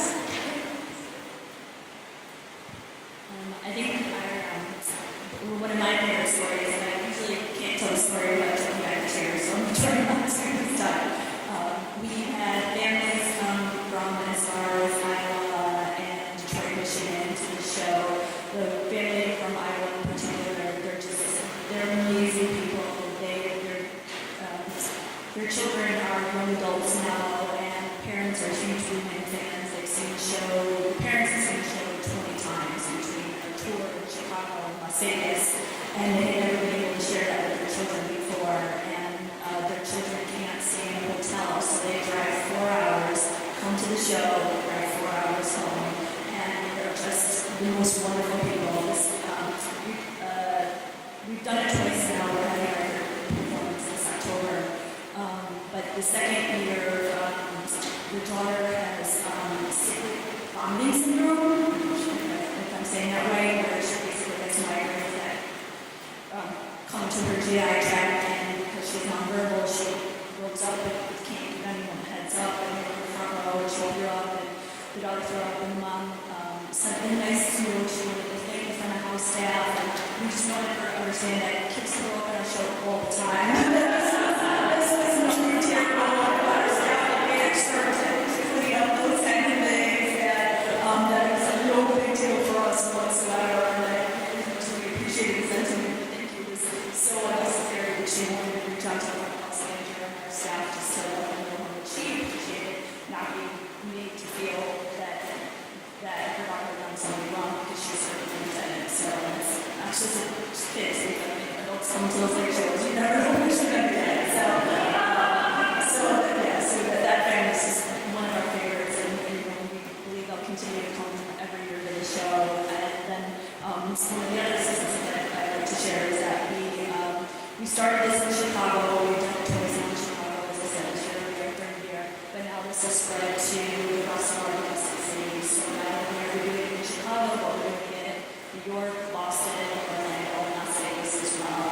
We're very excited about that, that we've been able to spread that to other cities. Our Red Kite productions, because they're interactive, the children are up and they're invited to participate in these different activities that we create for them. And in our first production that we created, there was a moment where all of these kids were invited to jump on the moon with us, which was basically a lot of really cool foam. And we tried to create like the way kids like to jump on a bed, and it kind of turns into this crazy, fun, sort of almost like a pillow fight experience with the dancing, and it's pretty crazy. And we had a child come with her grandmother, and she was, the young girl was nonverbal, and she stood in the doorway, and her grandmother had to keep feeding her little animal crackers to keep her calm and just to keep watching the show. And she would not come into the room, and so the actors kept, kind of bringing props over to her, trying to engage her. And then the next weekend, she came back to the show again, and her very polite, very shy grandmother asked her stage manager if her granddaughter could dance with I-Sailor, who was one of the characters, because she the entire week could not stop reliving that experience and wanted to dance with this actor who literally smiled and cried through that entire performance. And it was very, very emotional for all of us, and it was an incredible breakthrough for this young girl. And the actors were saying that they just never experienced so much love before, and the love that grandmother had for this granddaughter. We had one other family that flew in from New York to experience one of our productions, and it was an underwater show that we created called Red Kite by the Sea. And this child was also, pretty withdrawn and came and experienced the show with his mom and didn't do a whole lot of participating, just a lot of watching. And then they went back to their hotel room, and he took out his iPad and started finding all of these sea images that sort of mirrored the images in our production. And he recreated the show for her in their hotel room, which was just fantastic. And it really sort of transformed their lives. And we're now doing this kind of work in New York. I went out and trained them and spent some time with them, and now they're doing similar work in their own community because they saw what it had done for their child. I think in the years I have been involved in this, I learned that what was successful to me maybe wasn't considered successful to the family or vice versa. A successful visit to a family, you have to remember, might be 10 minutes in your organization. To us, that might seem like a failure, but to a lot of families, that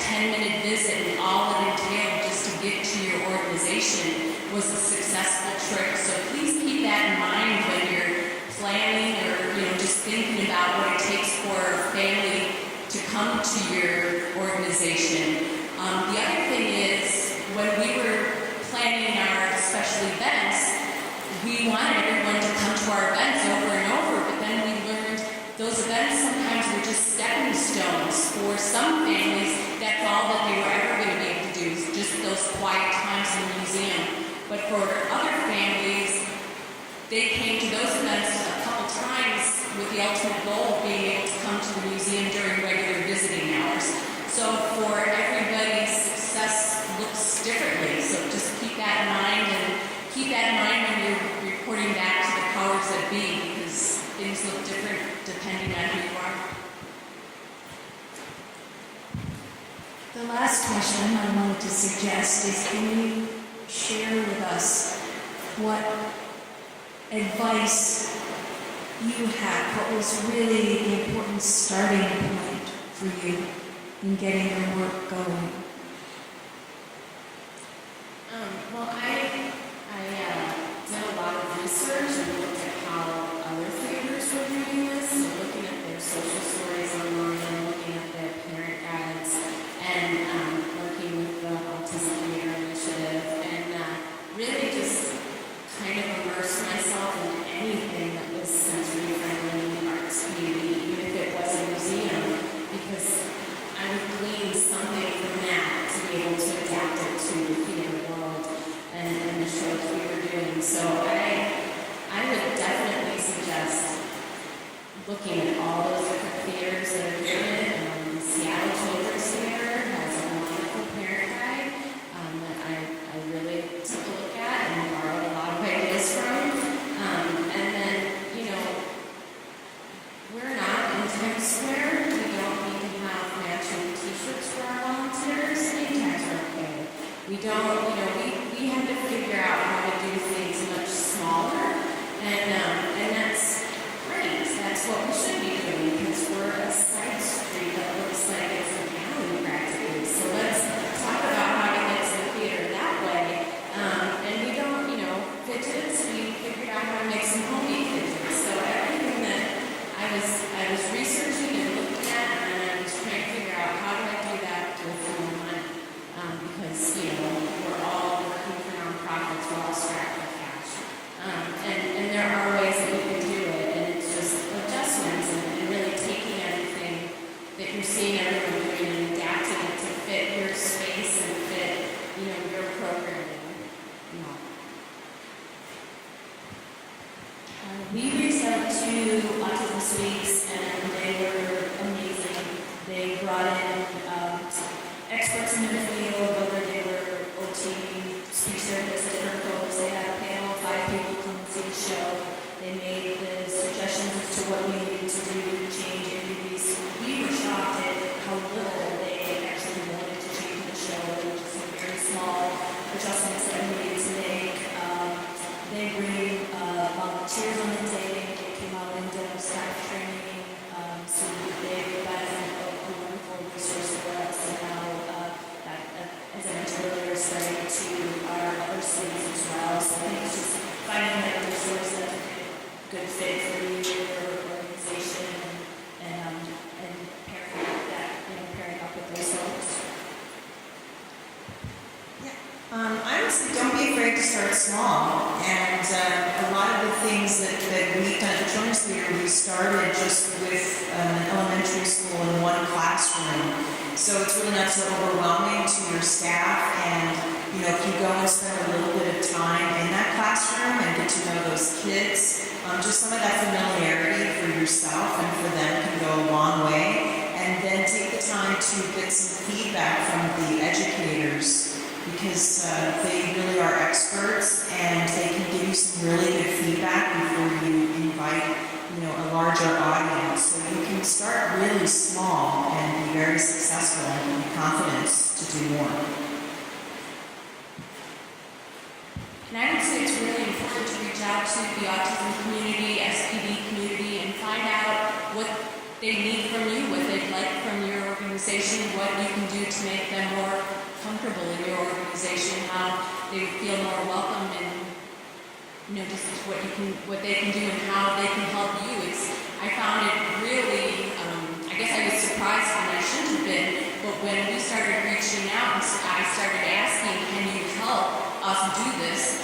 No one said no. People were more than willing to help because they did want to come and take advantage of what you were offering. So don't be afraid to ask. And don't assume what they need. Ask them, what they want from you. May I open up questions to all of you? Yes? No?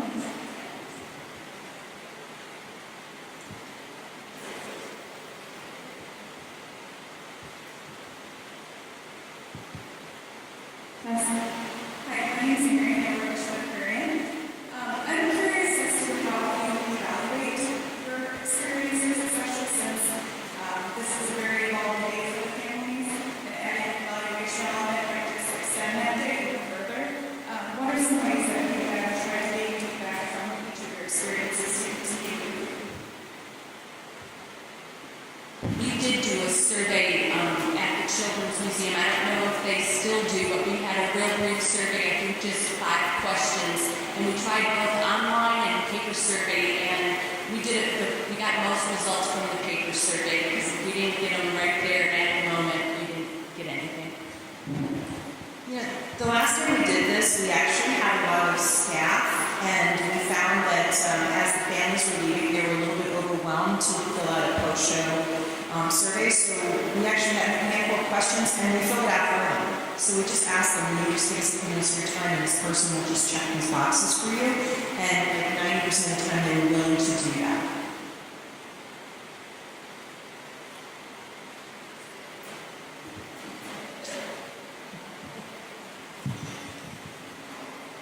We do the same. We do a post-show survey for actually everyone who comes to our show, and that gets sent out to them afterwards. So we get a lot of feedback that way. And then before the show, I personally emailed the social story to the families. So a lot of families would just reach out to me directly because then they have my email address and tell us how it went, what we could have done better. The family that I mentioned from Iowa knew the second time around that they wanted to come almost right before curtain because standing in the lobby was a little bit too much for their children and well, not children, young adults, but so standing around a lot in the crowded lobby was a little bit too much for them. So things like that helped us to, if we can open the house a little earlier. Of course, that gets affected by sound check and what the actors need, but just little tweaks like that we try to improve every time. I emailed the social story out as well and then sent a follow-up thank you in a survey. But I'm totally going to steal the idea, if you don't mind, to have someone checking off boxes. It's getting that immediate feedback is really nice because these parents are very busy, and so they don't always even have time to respond to an email. So yeah.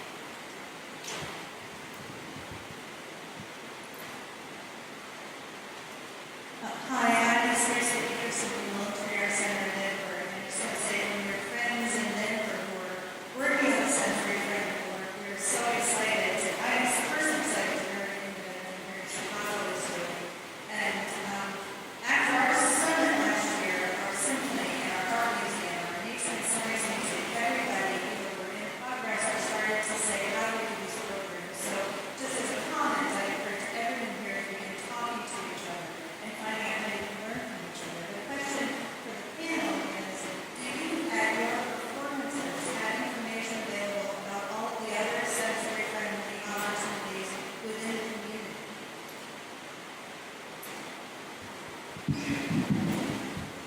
Well, we haven't for the past 2, but as you can see, the programming in Chicago is pretty small. And so as soon as everyone gets on board with us, I am happy to put out all of those flyers and all that information because getting the word out, we're relying on word of mouth. And so the more cross-promotional stuff we can all do together, the better. And so, yes, I'm happy to put out any flyer or brochure or anything that anyone has as soon as you jump on this bandwagon with us. Yeah, up until now we haven't done that, but it's a great idea and we will start doing that. So thanks so much for the idea. We do a summer camp for children on the spectrum, and so a lot of what we do when we have families come is to really encourage them to consider putting their kids in an art camp. And so that's pretty much the work we're doing right now, but we would love to share anything with families that we reach, so pass it on. And it seems like we almost planted someone in the audience, but it's the perfect time to mention that Chicago Cultural Accessibility Consortium now has an accessible calendar. So please, all of you who are going to be having these sensory-friendly programs out there, there's information on the resource table about how to enter your sensory-friendly and just accessible programs in general on that calendar. And then you can make that calendar, the information available at all of your cultural organizations, so all of the patrons know what's going on in Chicago.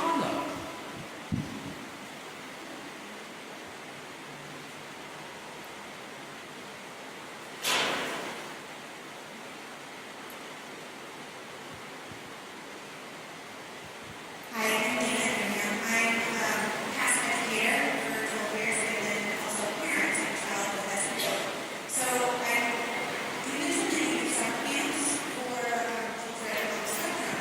But as a parent, I find it really hard to find summer camps programs for my child who is very cognitively functioning at and he's very intelligent. He really struggles in large groups and he struggles doing any sort of cultural events. So do you advertise your programs for just the spectrum, or do you also say that it's Well, I mean, we have two camps. We have just a typical camp, and we also have our camp for kids on the spectrum. The one for kids on the spectrum, it really is for kids on the spectrum, and we do a lot of what we call meet and greet and bands. We get to know the kids and figure out what's going to be best for them. We really want them to be successful, and there are oftentimes kids who maybe aren't going to do as well in an inclusive camp setting because they're going to get left out a lot. And that doesn't happen in our camp.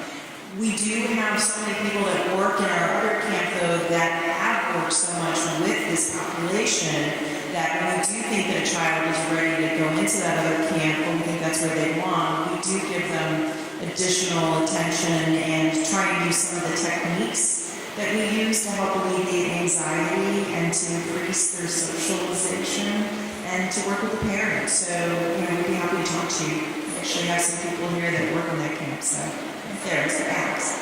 I was going to advertise this or let people in my community know. I run some online support groups. So would I suggest that they go to the autism-friendly summer camp, or do you think in the future you might open up to include other services? Sure, I think that it's all about making sure that we have the need in the community, and we're happy to work to provide it. And we just would love to meet those families. And there's a lot of the work that we do. A lot of what we do too is we have a concierge. And it's another thing that we like to do is talk to the families before they come, so that people are super prepared. And it's that way for our performances, and it's that way for our camp. So we'd be happy to talk to families individually, so we can talk afterwards.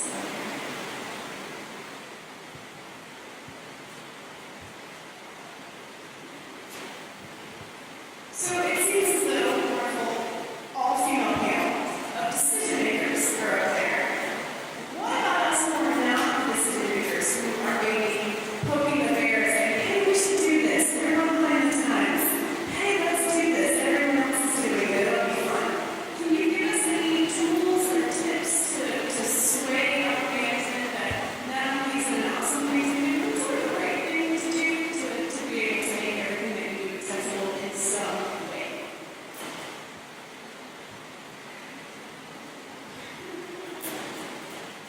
As a for-profit leader, I visited, at least in our case, and a lot of you are non-for-profits, but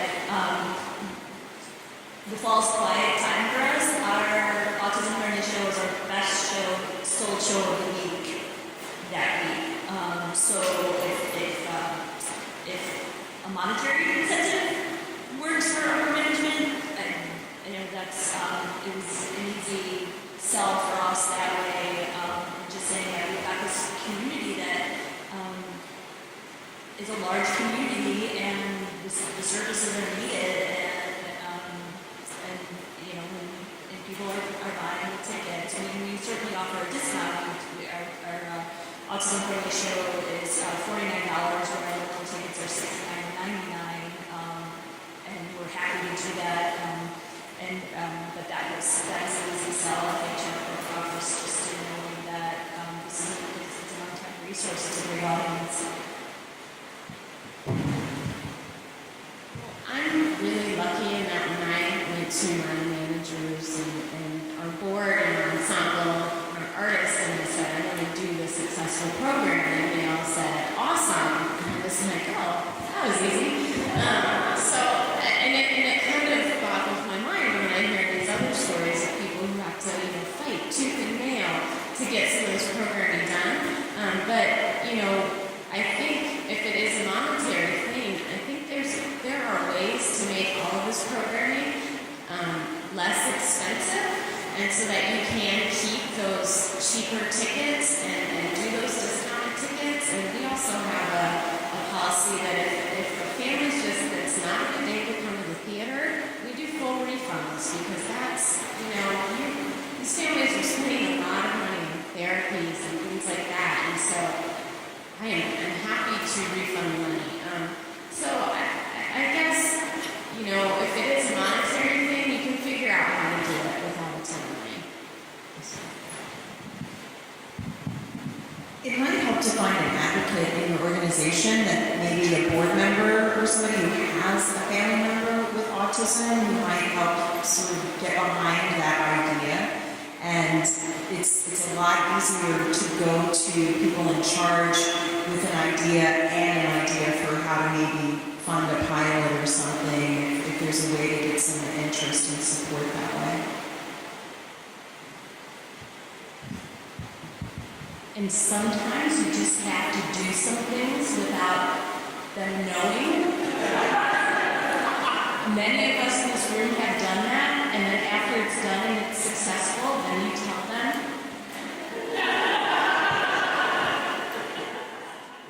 You have been a fantastic panel. Thank you, Lynn, Jackie, Carrie, and Erica. Chicago rocks. I'm so happy. Fade to black. White text on black background. Sensory-friendly Cultural Programming Summit, presented by Chicago Cultural Accessibility Consortium and SPD Parent Zone. For workshop resources and more information, visit chicagoculturalaccess.org. Presenting speakers. Program Welcome by Christina Gunther, founder and co-chair of CCAC, and Kelly Jarecko, co-founder of SPD Parent Zone. Introduction to the Autism Spectrum with Katie Hench, co-founder and CEO of Infiniteach. Autism Theater Initiative at Theater Development Fund, presented by TDF's Lisa Carling, Director of Accessibility, and Leah Diaz, Accessibility Programs Coordinator. Local sensory-friendly programming panelists, Erica Forster, Operations Director and Accessibility Coordinator at Lifeline Theater Company, Carrie Randall, Marketing Manager at Blue Man Group, Jacqueline Russell, Founder and Artistic Director at Red Kite Project and Chicago Children's Theater, and Lynn Walsh, Founding Co-Chair of CCAC. Workshop Accessibility. Kathy Raycan, Real-Time Captioning. Video Editing, Captioning, and Audio Description by BridgetMelton.com. Thank you to our sponsors, SPD Parent Zone, Rachel Schneider, Equip for Equality, Starbucks, The Drake Hotel, Kathy Raycan of Efficiency Reporting, Theater Development Fund, Embassy Suites by Hilton, Magnificent Mile, and State Street, and the Chicago Department of Cultural Affairs and Special Events. Inspired by Denver's Sensory Friendly Summit. Video fades to black.